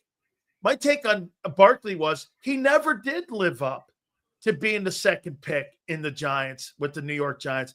But it turns out now, Tony, that's why the Giants never built a team around him. They never got personnel around him. That's more an indictment now on the Giants and Joe Schoen and the way he acted, how much of a dickhead he acted in that Hard Knocks. And also, too, John Mara must be killing himself going like this. I let that guy walk out the building. He was this close to winning the MVP. Then he comes to Philly, Tony. He's in a good organization. He's got one of the greatest O-lines of all time. Isn't that more an indictment on the Giants not being good? Oh, absolutely. Around them? That's why the Giants really haven't been good for a long time, and that's why they have to keep hitting, just like the Jets. They have to hit the reset on quarterbacks every year, because when you don't have a franchise quarterback and you give a guy 1 or 2 years and then you move on from him, you can't get any consistency, and that's the hardest thing to find. Hardest thing to find in the NFL is a franchise quarterback. So many teams try. I mean, Buffalo has one. Obviously, Baltimore has one, and there are other ones around there. But now you're looking at Jacksonville, right up in Duval. They're probably going to move on from their quarterback. So they'll hit the reset button in Jacksonville and many other cities. But the Eagles now at least know they got the quarterback, they got the coach, and they got good young players to build this thing. And who knows what they'll do. But the biggest three-peat, of course, was not the Kansas City Chiefs, who would have been a three-peater. The biggest three-peat this weekend, and it went completely unsung, is a white guy who plays in the NBA winning the dunk contest 3 straight years. That's a three-peat right there. Matt McClung. Have you ever seen Matt McClung play for the Orlando Magic?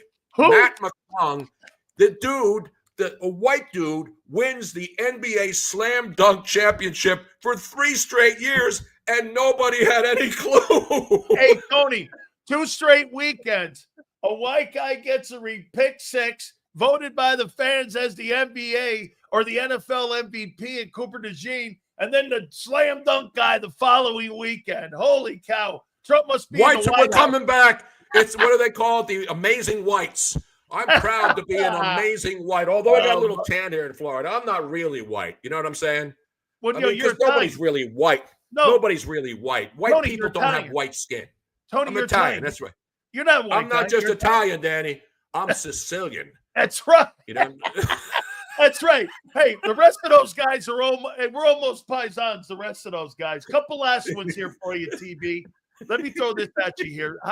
Angelo believes that Howie Roseman should be the highest paid general manager in all sports. That means R.C. Slocum in what he's done.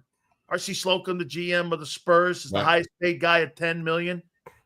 Give me your thoughts on that here, because his contract will be up at the end of 25. They'll probably address it this offseason going into the 25 season. Nick Sirianni's contract is up too, by the way, at the end of 25. So both those guys, they get their deals done now? Absolutely. Jeffrey Lurie, because remember, their deals don't count in a salary cap. No. They don't count in a luxury tax. So, and Jeffrey Lurie realizes, when Jeffrey Lurie's biggest mistake is when he got conned in hiring Chip Kelly, and Chip Kelly came in and he wanted the whole package. He wanted to be the coach, the general manager, everything else, the guy who brought the smoothies to training camp. And that was a mistake, because then Chip Kelly pretty much pushed Howie Roseman into the back office somewhere. And I think Jeffrey realizes that was one of his biggest mistakes as the owner of the team. And then when he allowed Howie and the scouting staff to do their jobs, he basically proved that he's the best GM in the NFL right now. Yep. And I agree with you, maybe in all of sports. Consistently good. He's not a guy who's out there shucking and jiving and bullshitting everybody. He does his job. You see when he calls the draft picks how happy they are. I mean, they shocked the world with their drafts the last couple of years. And when you hit that many draft picks, I mean, that's not luck. That's just knowing your shit. So I agree with you. I think there'll be an open checkbook for Howie Roseman and Nick Sirianni. Because, Nick Sirianni, even if he stumbles next year, you're not going to fire a guy who's been to 2 Super Bowls in 3 years and then wins one. Remember, you're going to have, right now, there are 2 guys who will forever live in Philadelphia Eagles historic anonymity. One has a statue already. Nick Sirianni is going to have Nick Sirianni and Doug Peterson are going to have statues, and so will Saquon Barkley. And I think the statue for the Eagles should be the tush push. It would be like the Iwo Jima one. Instead of everybody putting the flag up, they're pushing Jalen Hurts across the goal line. The Iwo Jima sign in Okinawa Mountain. We're gonna have it right in the middle of Lincoln Financial doing the tush push. I love it. Hey, Tony, finally, how's the house coming? I watch your videos, dude. I mean, we're back in business, man. We had to shut it down. Economic hardship, economic times came, everything became expensive. We ran out of money, and then we had to get a loan. So back in November, when we ran out of money, I didn't want to go do a telethon or beg for money. Although I asked people to send me a Tony Bruno show on my X thing. Send me a tip every once. I saw you're getting tips on your show. Yeah. That's the way to do it. If you like the show, throw us $5, whatever it takes. But we had to get a construction loan. And now you got November where nobody wants to work because you got Thanksgiving, and then December, there's Christmas. And finally until January before we got a loan so we can reboot it. So the house is back under construction. Hopefully we'll be in there by May. Right before the hurricane season comes, but I don't care. We throw another log on the air conditioner, work on your tan, enjoy the Gulf of America right outside my back window. Life can't get any better than this, Dan. Oh, Tony, it can't, man. And I check those videos out all the time. There you are. You're making your house. When did you decide to move down to Florida, man? I mean, when did you decide to move out of Philly? A long time. I'd love, me, I'd love coming to Florida when I was in LA. I would go to Tampa and hang out at WDAE. Yeah. I was on pretty much every Miami sports station. Yep. Anytime a sports station would flip, or I was at ESPN or Fox, they would always put my show on. So I got a lot of great friends, not only in Florida, but all over the country. So, but I always loved Florida. I'm not, a lot of people in Philly, when they grow up in South Philly, they want to move to the Jersey Shore and have a house there. I had a boat in the Jersey Shore. I loved it. Philly is still my home. I still own a home there. My mom's home. So I didn't become a turncoat and turn my back on Philly. I go back there a lot to see my grandkids, my sisters, my family. But I always wanted to retire in Florida because I like being near the water. When I lived in LA, that we lived near Venice or right on Marina Del Rey, and you walk to the beach. And then you can see the mountains with the snow. So I always liked being near the water. And so that was my goal in life. So Robin and I would come down, drive around up north, northwest. We've been to the East Coast, but it's too damn expensive in Miami and Fort Lauderdale. Shit, I don't have that kind of money. So we looked on the West Coast all the way up from Tarpon Springs, went down in Clearwater where the Phillies are. They're going to play their first game. Yeah. Well, the West Coast of Florida, I love both coasts. That's what's great about Florida. You got the West Coast and the East Coast, and it's still more affordable to live here in the West Coast. And so we found a lot in 2020. Then we had the pandemic, and then we had the supply chain, and then we had hurricanes, and then finally we got construction underway. So this is where I said to Robin, my fiance, I said, this is the last house. When I leave this house, it's going to be in a gurney. This is my last stop, bro. This is my last stop. It's going to be in a gurney. You reminded me of this, Tony, because when I used to do my show, and the first time I had heard of you was when they put you on right after me in my morning show, because you and I were both going to start Fox Sports Radio, and we were both going out there. So they kind of put you on as a test, like just to get you going again. I don't know. I think you had just left ESPN, and then you and I both went to Los Angeles. And I tell people all the time, you and I were the first people hired. You were hired first, and I was hired second by Ray De La Garza. Ray hired both of us first, and then Craig Kitchen was involved in that. That's the first time I had heard of you. But I went down, and I used to go to Clearwater all the time, and Dick Allen signed this baseball for me. It was my favorite baseball player growing up. Absolutely. Dick Allen. I love Dick Allen. The Hall of Fame. I'm glad they finally put him in the Hall of Fame. Me too. He should have been in the Hall of Fame 25 years ago.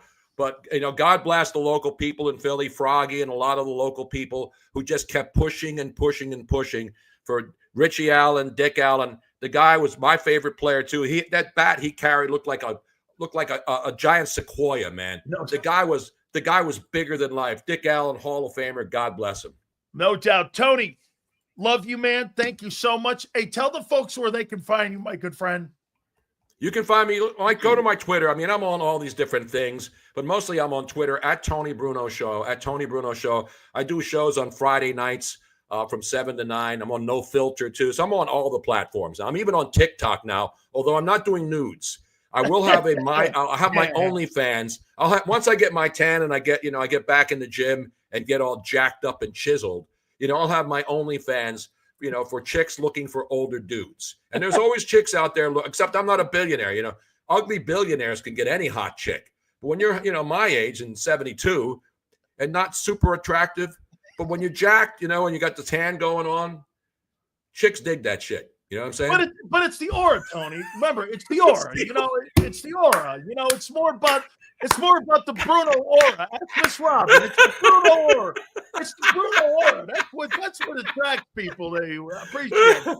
Hey, T, we'll be checking you out. Thank you so much for finding time for me, like you always do. I'm one of your guys. I'll always be one of your guys. Thank you so much, Tony. Thank you, brother.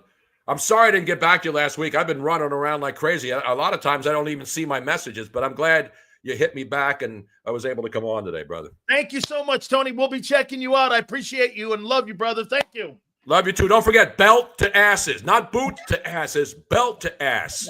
It's back, baby. We can get the belt out and start slapping asses. That's what America, we're back when we can do that again. Belting ass. Thank you, Tony. I appreciate you. Thanks. That is our friend Tony Bruno, man. I absolutely love Tony Bruno. Make sure you check out his podcast. God, what an absolutely great sports talk host, man. I mean, I used to come on right before him when we were doing Fox Sports Radio. And the funniest thing I remember, we had this guy, this producer, his name was Evan Mandelbaum. And he comes walking in. Tony Bruno looks over at me and goes, Dave Parker's dead. I go, no, don't you mean Tony Stargell? Willie Stargell, don't you mean that? He goes, yeah, I do mean that. This kid didn't know shit from his hand to his ass. And then he goes, hey, Dan, Dave Parker's dead. Dave Parker, I just had him on last night. He's not dead.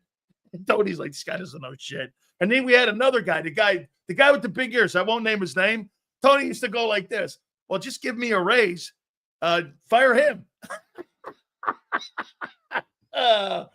Good times for all. Hey, I appreciate everybody coming aboard. We will have at the bottom of the hour our good friend Marcus Hayes from the Philadelphia Inquirer. Folks, telling you about Morgan & Morgan, our good friends at Morgan & Morgan. Last week we had John Morgan on with us. Wanted you guys to get an introduction to him on what he did and what he does for his great company and why him and Ultima built that company. It is the number one and largest injury law firm in America, with over $20 billion recovered for their clients. This is what exactly Morgan & Morgan does. Their reputation and their resume is unmatched. In Florida, I told you about a crew and a family there that was offered $350K. Nope, Morgan & Morgan went in there with his thousands of lawyers and ended up getting that family recovered of $12 million. In PA, A family was offered $650K by an insurance company. Folks, they ended up getting $27 million in their recovery. If you ever get injured, please check out my friends at Morgan & Morgan, where the fee is free unless they win. For more information, you go to forthepeople.com/big sales or pound law 529. That's forthepeople.com/big sales or pound law 529. And do me a favor, you tell them Big Sales sent you. This is Eric. When he got injured in a car accident, he called Morgan & Morgan. He not only gets a lawyer, he gets trial lawyers like Sam and Jessica who are in it to win it. He gets his own investigators with briefcases, leather ones. And if you ever have questions, our customer service folks keep things rolling. Injured? We're your army. Morgan & Morgan, America's largest injury law firm. Ignite your nights with free live entertainment daily, only at Live Casino and Hotel Philadelphia's Center Bar. 7 days a week, enjoy some of the region's top party bands, performers, and DJs as they take the stage in the heart of the casino action. Great cocktails, live music, and lively moments. It's all happening at Center Bar at Live Casino and Hotel Philadelphia. Visit livecasinophilly.com for more details and the complete list of upcoming events. Must be 21 or older. Gambling problem? Call 1-800-GAMBLER.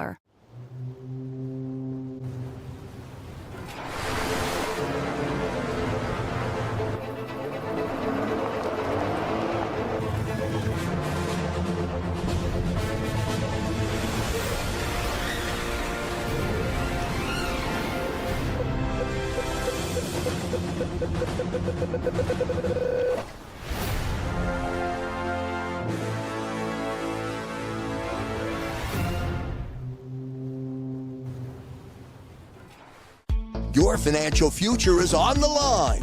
Are you ready for what's next? At Leone & Company Wealth Management, we help young professionals, business owners, and pre-retirees navigate the complexities of building and protecting wealth. For young professionals, we'll help you grow your wealth, plan for your future, and make the most of your hard-earned dollars. For business owners, we provide strategies to protect your company, manage risks, and create a lasting legacy for both your business and personal wealth. For pre-retirees, we'll design a plan to secure your retirement, ensuring you can live comfortably and confidently in your next chapter. Whether you're just starting out, managing a thriving business, or preparing for retirement, we're here to help you take control of your financial future. The first consultation is on us. Get the advice you need without the cost. Let's make your financial vision a reality. Take the next step. Scan the QR code to schedule your free consultation today. And of course, go Birds.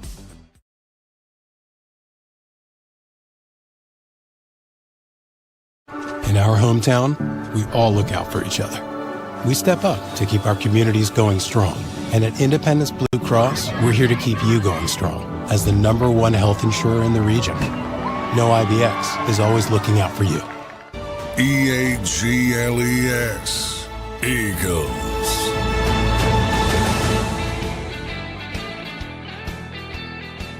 Big Sales National Football Show. We'll have our friend Marcus Hayes from the Philadelphia Inquirer join us at the bottom of the hour. We appreciate you guys staying with us here. Please hit the like button. Xander, if I have any super chats that I missed during the Tony Bruno interview, do me a favor. Please throw them up there.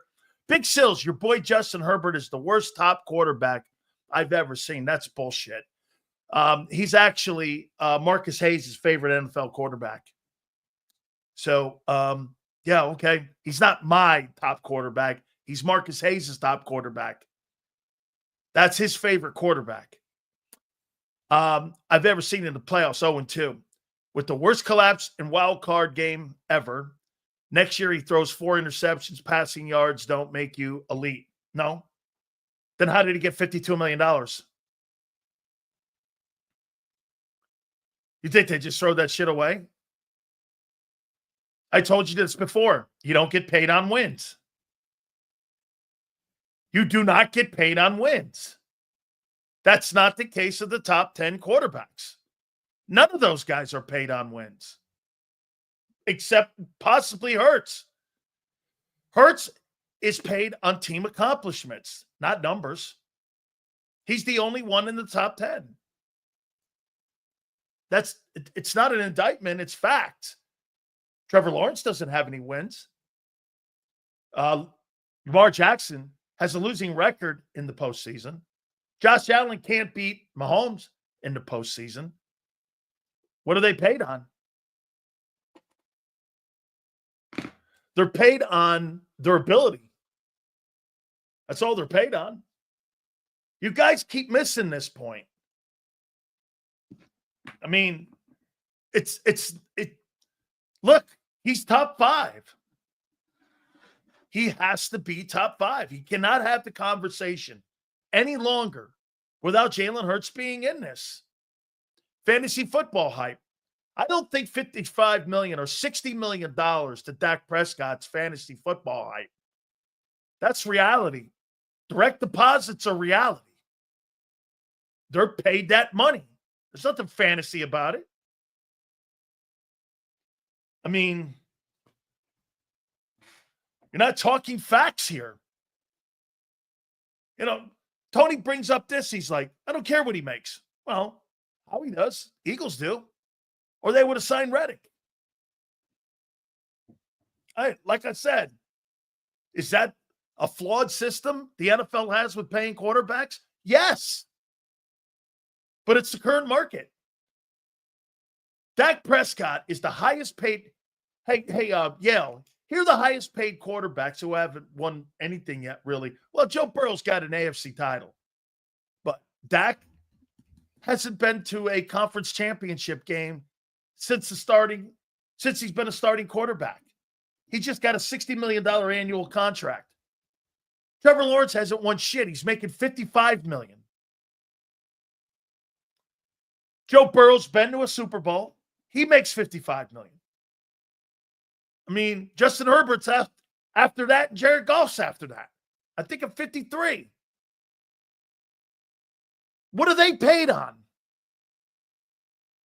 What are they paid on? I mean, I don't know. Those guys haven't won. But again, this goes back to the conversation we started the show. Okay, this is what Yale just said, potential. Okay? Those guys are in a conversation. When you look at Burrow, he's one of the best progression reading quarterbacks in the National Football League with one of the best arms. And when you give him time and talent around him, he will put up some of the best numbers that you'll ever see. In an organization like Cincinnati, who has not been very good for the last 60 years. We all agree, right? That's why he's making $55 million. He's changed the culture in Cincinnati. Hurts didn't change the culture in Philly. The culture was already there. Hurts became part of it like he was with the culture at Alabama. He didn't change any culture at Alabama. He elevated it.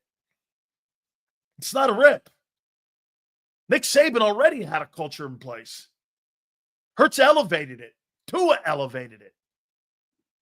All the players that they had, Najee Harris, Derrick Henry, they all elevated it. Every quarterback you name has a playoff win by 26. Okay. They all got losing records in the postseason too. Okay. What? Reyes says it's a garbage take. Unfortunately, it's reality. All those guys were paid on potential. What else were they paid on? Not going to Super Bowls and winning them. How do you get $55 million if you blow? How do you have a market? If you put right now the quarterback of the Bengals on the open market, he'd make $70 million.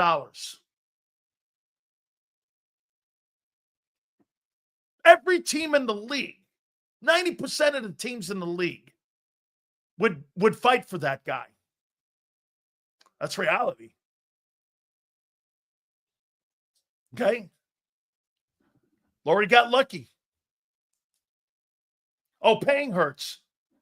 Yeah, because now the contract is not market value. $50 million? Shit. He makes $10 million less than Dak, and Dak hasn't done dick. Okay? Think of that. What's Dak done? How did Dak get more money than Jalen Hurts? Hey. Do the Eagles redo the contract? I am talking facts. What's not factual? What's not factual? What did I just say that's not the facts? Tell me, Luke. What's not factual? Instead of making something up, tell me what's not factual.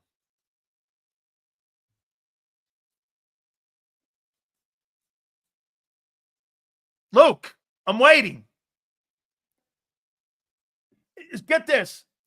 Well, let's do this. Available. That's a theory. It's a question. If Joe Burrow was put on the open market, I'll put it out there to everybody. Of the 32 teams in the league, how many teams, with your estimation, do you believe would be interested in having Joe Burrow as their quarterback? Out of 32 teams, how many? How many?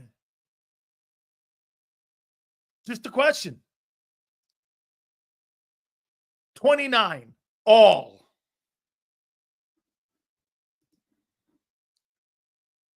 Every team would fight for Burrow if he's available. That's a theory. Get this.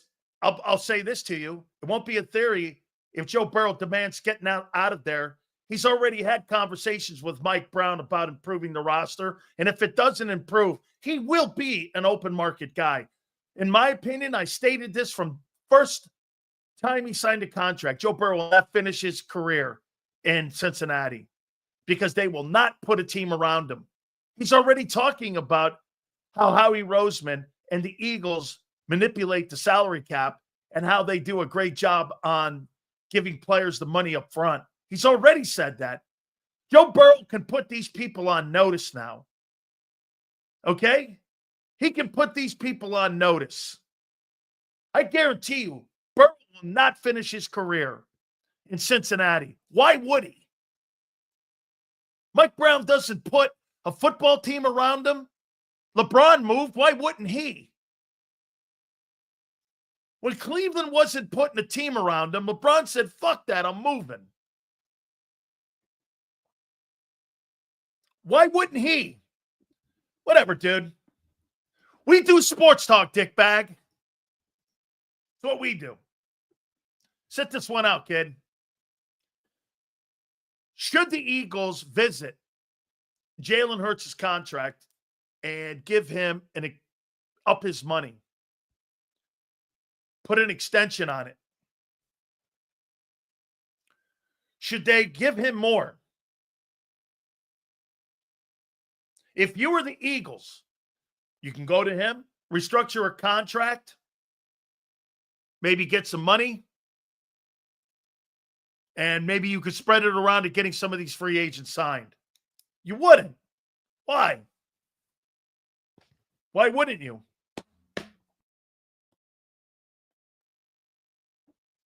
Too many holes right now. I'm not sure what you mean, yo. Oh, coordinator? What, the coordinator? What else? Where's the other hole? Defensive personnel, you got to decide what to do there. Okay. No extension now. All right. You wouldn't. Hey, real quick before we move on here to the Commanders here. They're now starting to talk about doing this in the NFL, having a spring football game. Instead of these organized team practices, you know how the college is? I think this would be a great idea. They're talking about having a spring game and putting a spring game together like the college guys do, so that fans can show up in the spring and be another way of keeping the fan base more engaged. And I actually like this idea. I mean, I think that's a wonderful idea. Like, you get an opportunity. It's a controlled scrimmage.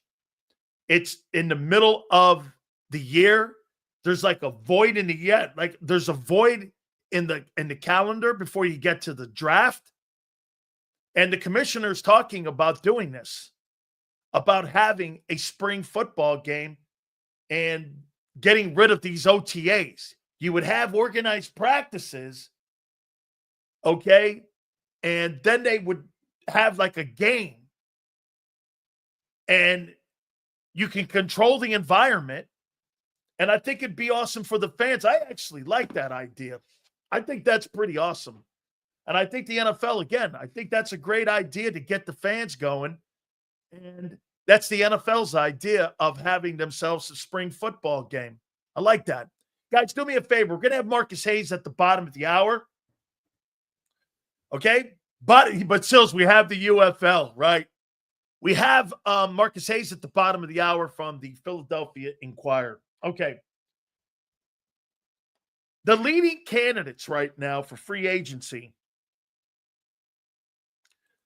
for for Myles Garrett trade and T. Higgins are the Washington Commanders. They are the top teams right now that are favored to land, according to Vegas, to land Myles Garrett and T. Higgins. You tell me how much that improves Washington. Washington, to me, would be the threat. 10 draft picks, $97 million. They're going to make a move in free agency. 274 likes, not bad. Guys, do me a favor. Let's get this thing over 300. You guys are awesome. I appreciate it. Washington's going to be a player here. You put Myles Garrett on that team, he's going somewhere this offseason. He's going somewhere. I don't know Myles. Hey, Yale, I don't know Myles Garrett has. I don't know if the Eagles can make that work because of the draft picks. Cleveland wants to go with drafting a team like New England because of where the picks are. I agree. Washington's going to be around 28 also. I would do it if I was Jalen because that's a damn good team right now. If you keep a lot of it there, it's legit. Chance to go back. Go Birds. Appreciate it. Okay? James, you get Myles Garrett. I think you move ahead of Detroit because of the coordinators that are missing now in Detroit. I mean, I want to see how that looks. You lose Ben Johnson, you lose Aaron Glenn on defense. I want to see what Detroit looks like. Now, would the Eagles risk some of their future for Myles Garrett? How much of the future would you risk for Myles Garrett? Would you give up Nolan Smith? Guys, you're going to have to give somebody like that up and a draft pick. They're just not going to fucking go like this. I'll give you Jalix Hunt or Bryce Huff a first for Myles Garrett. That's not going to cut it. And wait a minute. Jack says you're not giving up Nolan Smith for Myles Garrett. Really? If Myles Garrett could lead you to 2 Super Bowls, so you had Myles Garrett, Jalen Carter,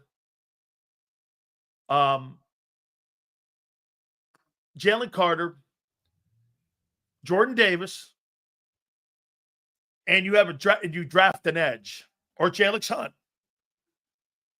You're telling me you're not giving up assets that you have on the team. Well, then you're not in the play for Myles Garrett. Okay? Dan, Nolan Smith is that good? Okay. Well, then if you're not willing to give up Nolan Smith, you're not in the Myles Garrett game. You're just not. I mean, Forget it then. Okay. Then you're not in the Myles Garrett game. Sills, I'd argue quarterbacks are paid on potential and consistency. Jalen included, also the hardest position to assess.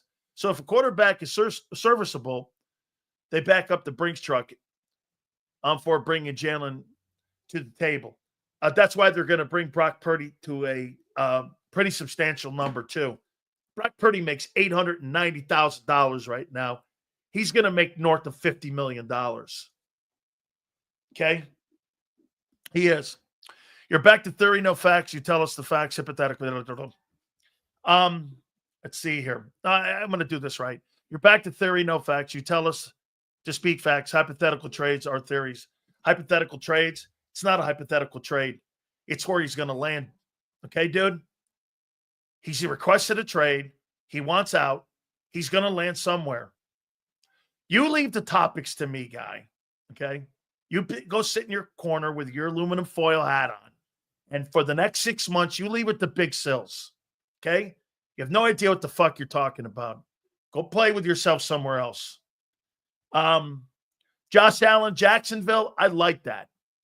I do. I think he's a great player. I do. I think Nolan, if he keeps this up, he's going to be one hell of a player. I agree with you.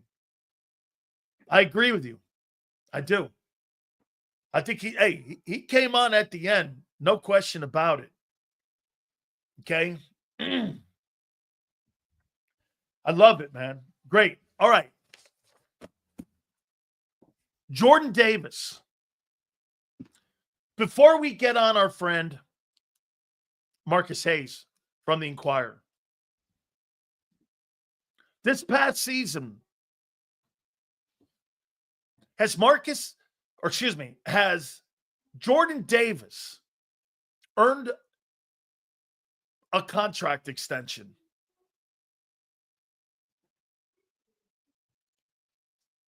Would you give Jordan Davis a contract extension?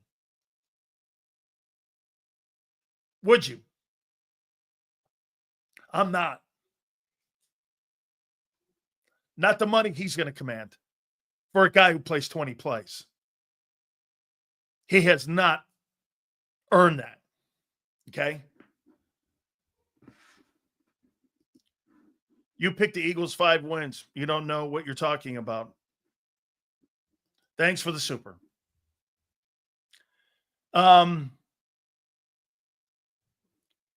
You pick up his 5th-year option. Okay?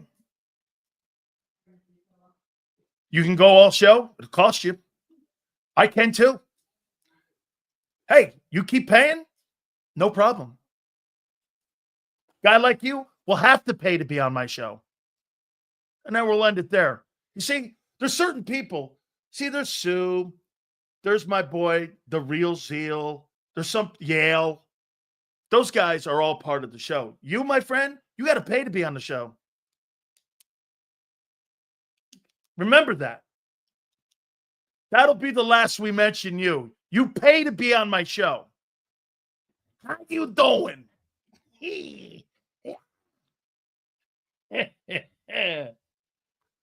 There's certain people that have to pay to be on this bitch.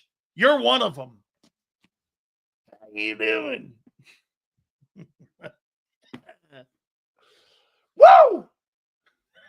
Hey, Yale. Hold on here, Yale. Where's my boy Yale here? There he is. Not you, Yale. Not you, Steve. Not you, Tibbs. Let's see here. Okay, even you, Philadelphia. Jason, not you too. Okay, let's see this here.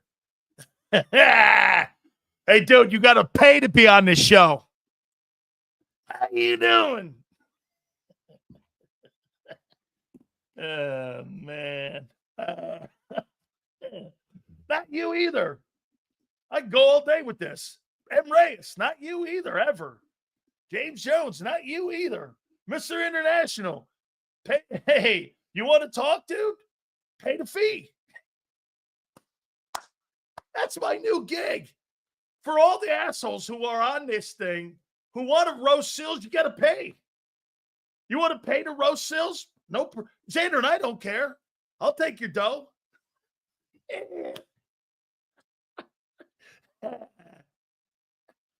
Hey, I'm doing like that. See, look at that. Hey, guys, that's from now on. Anybody wants to start doing that shit, they got to start paying. That guy from now on, anytime he's in here, I'm just going to ignore him until he pays the price. You got to pay to walk across the gauntlet there. How you doing? Not you, James Jones. Hey, James Jones, I may pick your Washington Commanders to win the East again. I may pick them to win the East. I got to see what they do in free agency and what the Eagles do. It's a whole new group. How you doing? Yeah.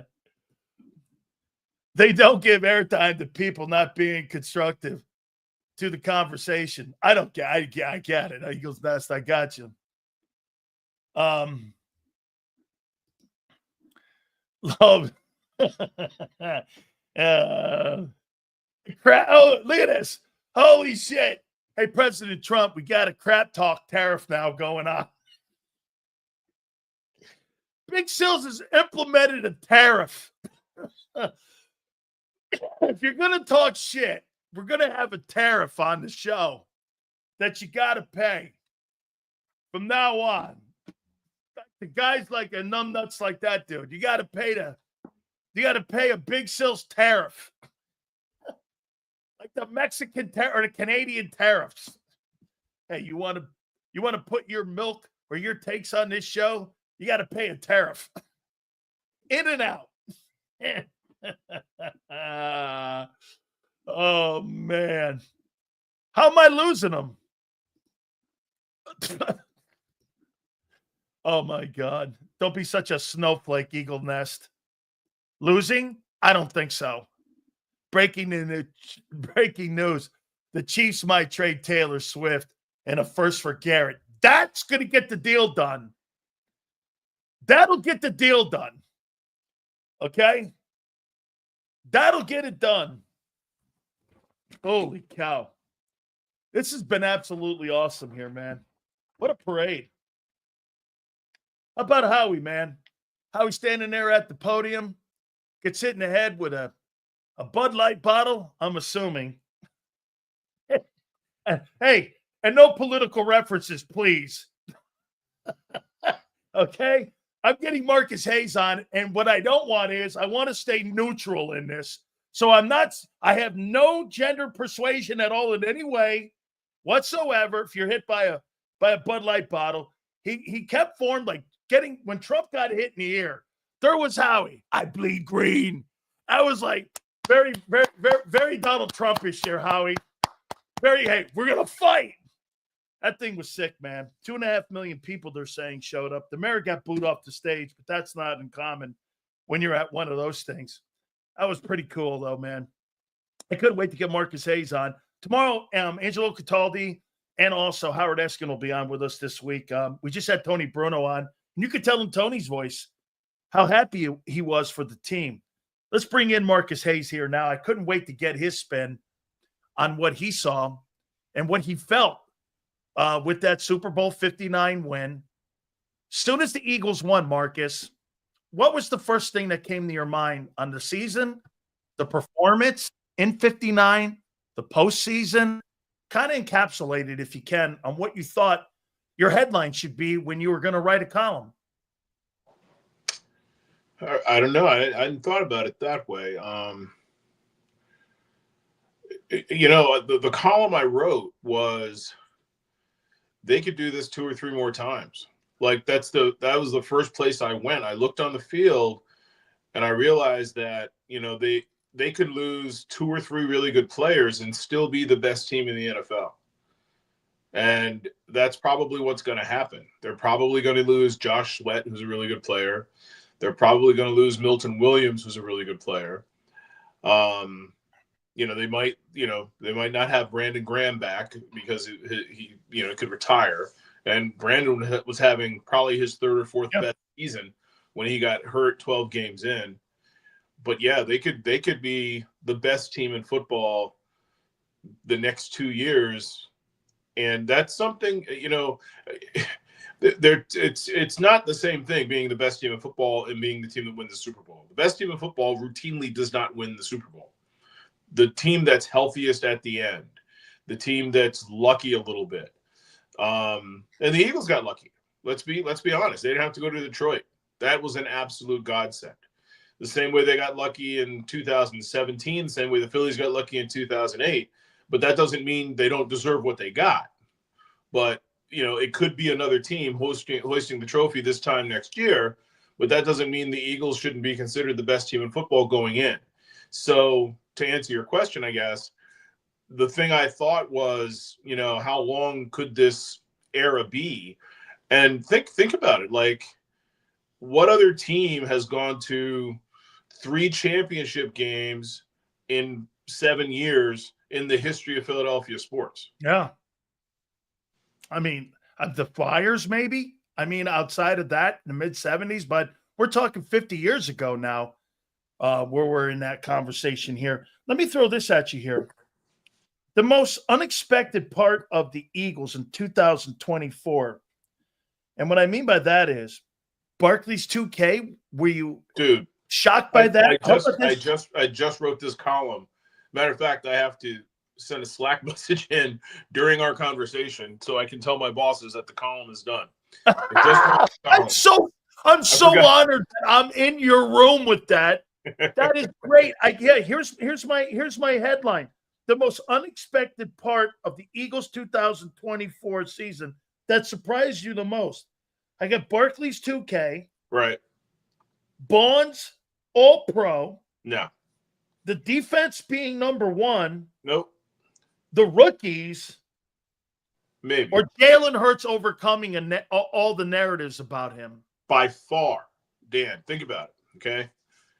If I told you a guy from Toledo was going to be the 3rd best cornerback passer rating against among starting cornerbacks, a guy from Toledo who's a rookie was going to be the 3rd best passer rating against cornerback in the NFL in his first season, playing on a defense that was garbage last year, 30th last year, and is going to be number 1.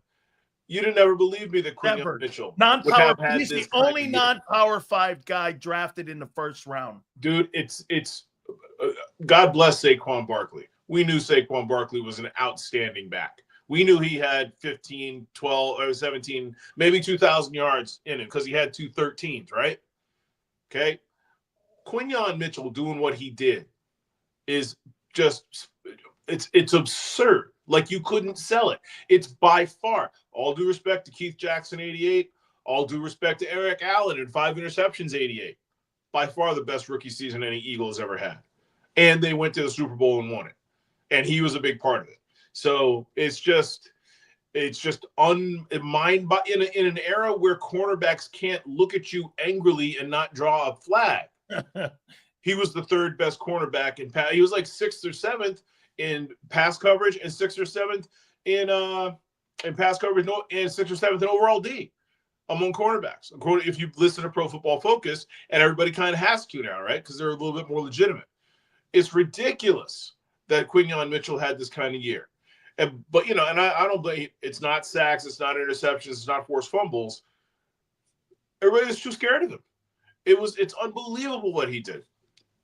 1A is Cooper DeJean. Easier position, but he switches from outside to inside. He didn't start the first 4. He didn't play that position. Didn't play nickel the first 4 games. When he played it, when he got up to speed, great year. But does he have his year without Quinyon? Does Nolan Smith have his year without Quinyon?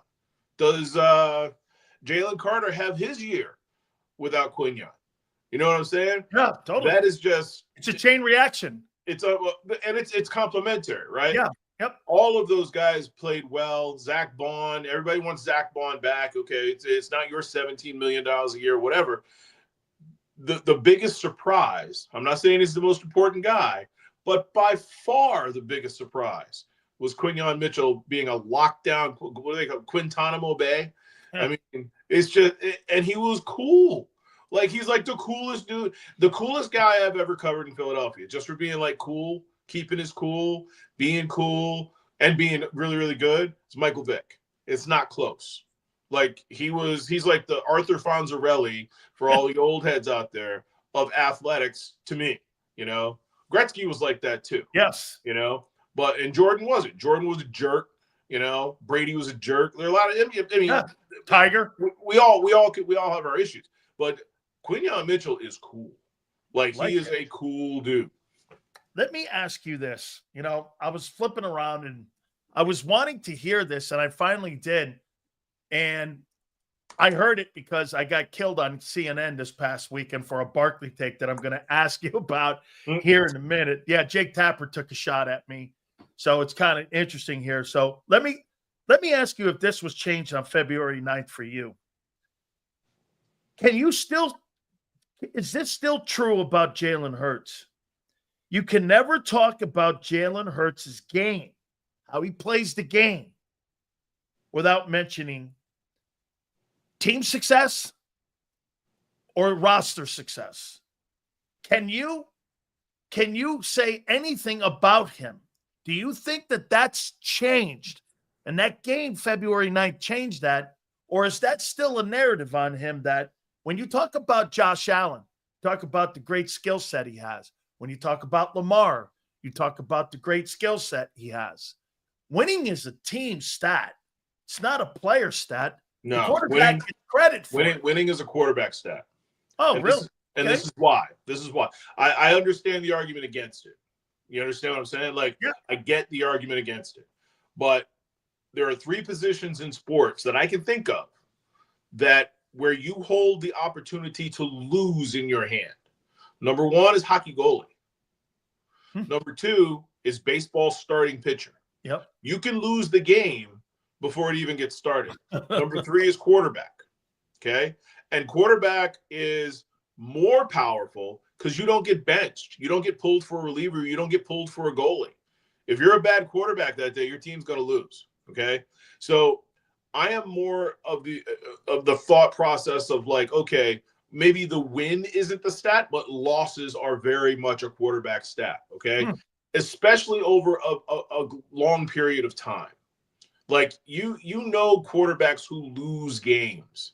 Brett Favre, huge loser, especially compared to like how good he should have been, what the results should have been, right? Dan Marino, really good at losing football games. Better quarterbacks than Jalen Hurts. Like more talented. Yeah. It's not close, right? But that doesn't mean Jalen Hurts isn't a better winner. The most important thing to do when you play quarterback, goalie, and pitcher, starting pitcher, is not lose. When Jalen Hurts was his best in 2022, and since the bye week in 2024, when Jalen Hurts realized what he could do to keep the team from losing, and that it wasn't he had to win the game, he had to make sure they didn't lose the game, the Eagles became virtually unbeatable. Now, to your point, they become unbeatable not because Jalen Hurts was doing great stuff, but because he was allowing the team to function the way it was constructed. And it was constructed to function with him making a few plays here and there, doing what he had to do to retain possession and keep good field position and, you know, sort of win the time of possession battle and not lose the game. So for me, quarterback wins are an aggregate stat. You look at a guy who wins a lot over his career, it's because the other thing is you don't get to win a lot over your career unless you're a good quarterback, because eventually they'll be like, okay, you're the problem. So I'm not sure what the kerfluffle was between you and Jake and CNN, but I've always been a proponent of like quarterback, goalie, and pitcher wins being indicative of not the mediocre guys. It's not really great ones win a lot. Great goalies, great pitchers, great quarterbacks win a lot. Now, you don't have to be a super skilled quarterback to be a great quarterback. Like Drew Brees, Steve Young, you know, guys like that, guys that I compare with Jalen Hurts are winners who didn't necessarily have the tools of the great quarterbacks, but they were great quarterbacks. Like it. here was my take about Barkley. And to me, as you know, a resume can be updated when a player in sports. Resumes get updated. So, when everyone hears a guy make a comment about somebody, that's who he is. I'm a resume guy. And I believe this, Marcus. Guy changes his resume. He's changing the narrative of his career and the projection of his career. My take on Barkley was this. I said, well, in New York, he never lived up to being the second pick in the draft there. And he never was the guy. He had a couple years where he went over 1,300 yards. Shit, Josh Jacobs has a better resume if you look at the numbers. You look at Derrick Henry. He was on crappy Tennessee teams. I mean, he never did. So when he gets to Philly, that narrative gets changed because, holy cow, he is that guy. He is. That was more of an indictment, don't you think, Marcus, on the Giants not building a team around him, not knowing what they had, not getting an offensive line around him, because his career in New York, I mean, he never carried the ball over 293 times in a season. Last 4 years, he was injured twice. I mean, we're talking about a guy at the end of this last 5 years has been sporadic a little bit.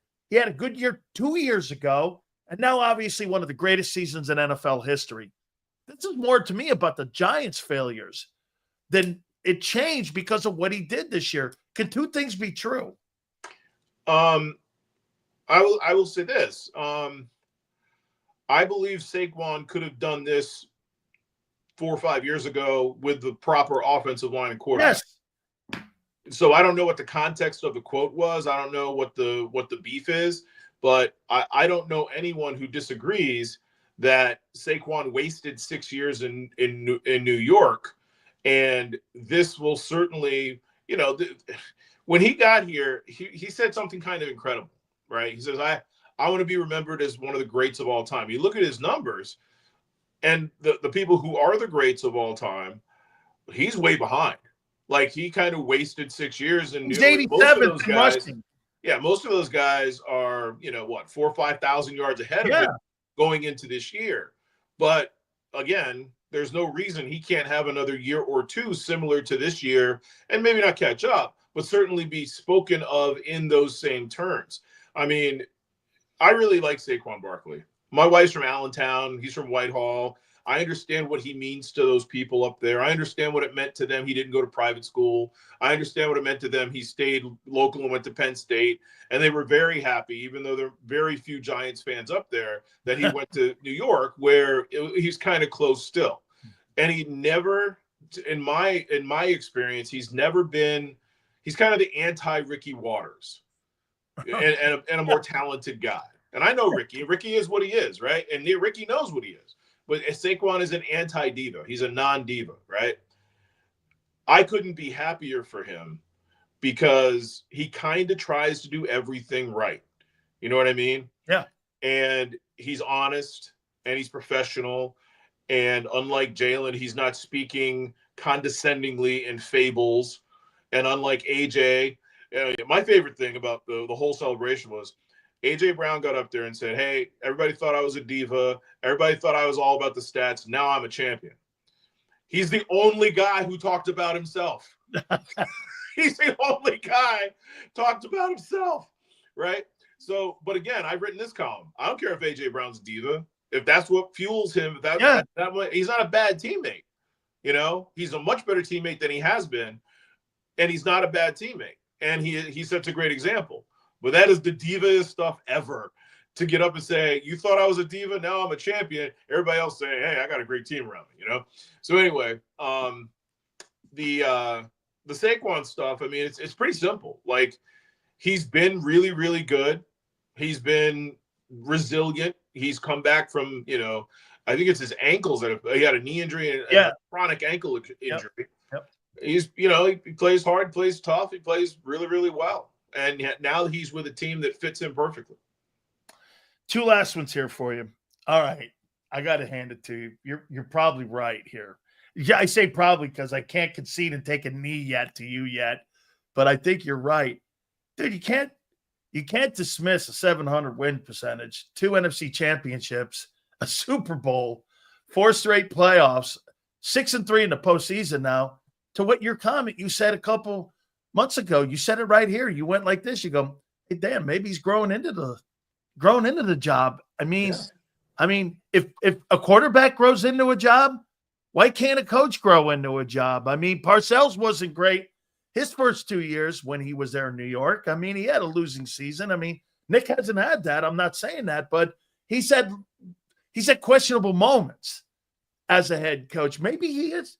Is that how you see this whole thing? He's just progressing into being and growing into the position that what the Eagles have kind of carved out. He was supposed to be a play calling head coach. Well, that got ripped up. Now all of a sudden he's supposed to be a more of an overseer and a CEO type guy is what they're kind of phrasing it as. I mean, you think he's growing into it? Again, the thing I like to see in all sports is evolution. Like nobody's going to, nobody's ever going to accuse me and Joel Embiid of being buddies, right? Yeah. But Joel Embiid has become a much better player and a better teammate. He's evolved. Good. So is Tyrese Maxey. I love to see the evolution of Claude Giroux when he was here. Probably the least appreciated athlete in Philadelphia history.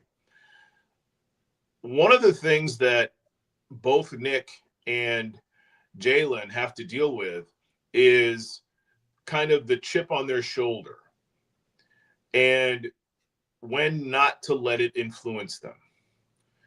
On the field, off the field, in the meeting rooms, wherever. Sometimes you have to allow yourself to be great. Sometimes you have to allow the moment to just be. And it's a hard thing to do. And again, I think we talked about this. Not only is Nick Sirianni a young coach in his 4th full season, he's a young man. He's 44 years old, Yep.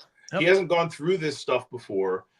And, he played Division III football. He came from nothing. He's been an assistant. He's been, he has a kind of an inferiority complex, and so does Jalen. And to watch them grow out of that over the last really 2 months has kind of been nice. It's kind of been nice to see them because I think either of them would have been fine. I don't think they would have regressed or anything had they lost the Super Bowl. You know what I'm saying? Like, I think the progress they've made was going to keep regardless of the outcome last Sunday. And, Jalen took a couple of shots at the people who, quote unquote, been haters. Right. And I don't like that phrasing, especially when you've done things on the field. Nobody's really getting on him about anything off the field or anything. You've done things on the field to indicate that you have not progressed or you've regressed, so that's not hating, that's observing. And he got better, so I don't like that, but he wasn't over the top with it. He wasn't Michael Jordan at the Hall of Fame induction speech, going back to guys from high school and criticized him. It wasn't like that. I mean, Jalen might be in a Hall of Fame one day and he might do that, but I don't think so. I think that he's grown past at least that part of it. And my story for the next day at the Super Bowl was Nick. I stayed on the field, went to the field, and I stayed around Nick from the time he gave Andy Reid a hug until the time he left the field. It was probably 45 minutes, almost an hour, right? He was baited, he was asked, he was teased for an I told you so moment, and he never did. He never went there. So, again, to answer your question, I think you can grow into the job. And a big part of his job and a big part of Jalen's job is letting the criticism roll off your back and not being insecure, because the more insecure you are, the more insecure they're going to be. Lane Johnson told me during the Super Bowl, I asked him, I said, when Nick taunted the fans, the day after he apologized to us, he says, yeah, he apologized to us too. He called a meeting and he apologized to us. I said, well, do you think that helped get you here today? He said, absolutely. Because in that moment, he was being accountable for something he knew he did wrong. That meant that the rest of us could be accountable for things we did wrong, accountable to ourselves, accountable to each other. So it didn't take us being called out in a team meeting or a position meeting. Things would go up on the board and we'd be like, that's me and this is what I did wrong. That's the tone that set. It's an absolute seismic moment, just a huge moment. It reminds me of Doug Peterson after the 7th game. I believe it was the 7th game. I don't know. It was a game against Cincinnati in his first year in 2016, I guess it was. Yeah, 2016. Both Rodney McLeod, a safety, and Zach Ertz, the tight end, refused to get into situations that were very, very physical. Rodney on a goal line and Ertz against Vontae's Burfict. He ran out of bounds as opposed to blocking Burfict, who was chasing Carson Wentz, you know. And Doug was asked by Eskin. He said, you know, what do you think you got all the effort that you should have gotten yesterday? And referencing those two plays, he says, no, I don't think so. The next day, the players went into Doug's office, several of them, and said, hey, you threw us under the bus. He's like, okay, you threw me under the bus. Okay. If you guys, I'm going to do it again unless you police yourselves. And that moment, from my perspective, in 2016, not only set up 2017, but also 2018, where they won a playoff game, 2022, where Lane Johnson, Brandon Graham, Jason Kelsey, and Fletcher Cox, all from that team, all went to that meeting, you know, helped sort of like guide that team with, you know, Darius Slay and CJ Gardner-Johnson and AJ Brown, all these, you know, quote unquote, you know, troubled guys or character issue guys, guide that team to the Super Bowl and back again. So yeah, it's he certainly has grown into the game, grown into the position, and I can see both of them wanting to sort of stay this course. The problem with Doug and his crew was, number one, the quarterback wasn't part of the ultimate win. Yeah. And the quarterback never got over that in Carson Wentz. Number two, Doug didn't realize the things he didn't know. Doug thought he was better than he was. And it was funny. I was watching one of the post Super Bowl addresses, and he was talking about, and having been around Super Bowl winning teams before, he was talking about, well, you know, we're going to book signings. We're going to have to say no to this. We're going to have to say no to that. That's exactly what Doug did not do. Doug said yes to everything. He was stretched real thin and was a worse coach for it. But no, I think Nick isn't like that. And I don't think that really interests him. And I don't think it really interests Jalen a whole lot. I think maybe Jalen learned from a couple years ago when he got his money after the Super Bowl and he got fame after the Super Bowl. I think he might have stretched himself a little too thin too. I think that they both have an opportunity here to be really good together for a long time.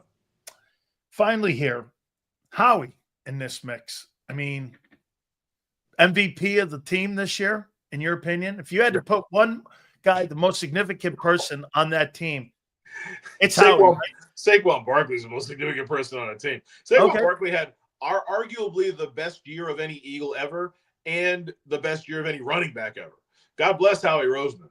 I know he got him, but he didn't get him to get 22,005 yards. All right? You know what, though? I said this to somebody. I go, if you think they brought that guy in to change the entire landscape of the offense and their approach, you're out of your mind. No. It just evolved to that, didn't it? Yeah, and let's be honest, okay? The two linebackers at the end of the year, the two starting linebackers in the Super Bowl, were not supposed to be the starting linebackers. Oh. Jacoby Dean got hurt and Devin White was a waste of money. All right? The best defensive end they had at the end of the year was Nolan Smart.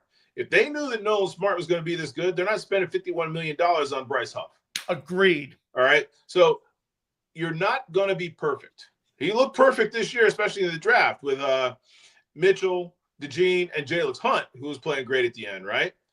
But, I mean, he did a great job. He did a wonderful job. Best player on the team for the last, 12 years, Lane Johnson. Okay? Howie Roseman didn't draft Jalen Hurts or want to extend him. Jeffrey Lurie did. You know?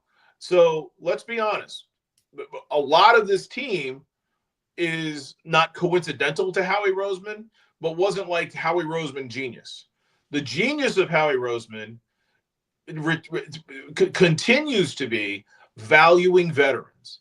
What he got out of the A.J. Brown trade and the money he spent on A.J. Brown was just brilliant, utterly brilliant. And the Wentz trade to Indianapolis and what he got back in return. And yeah, but you didn't know. I mean, but he also extended Wentz and crippled the team for a year. You know, you can't say, okay, I give me credit for correcting this like the biggest error in the history of the team. 32 million. So you don't get credit for both ends. And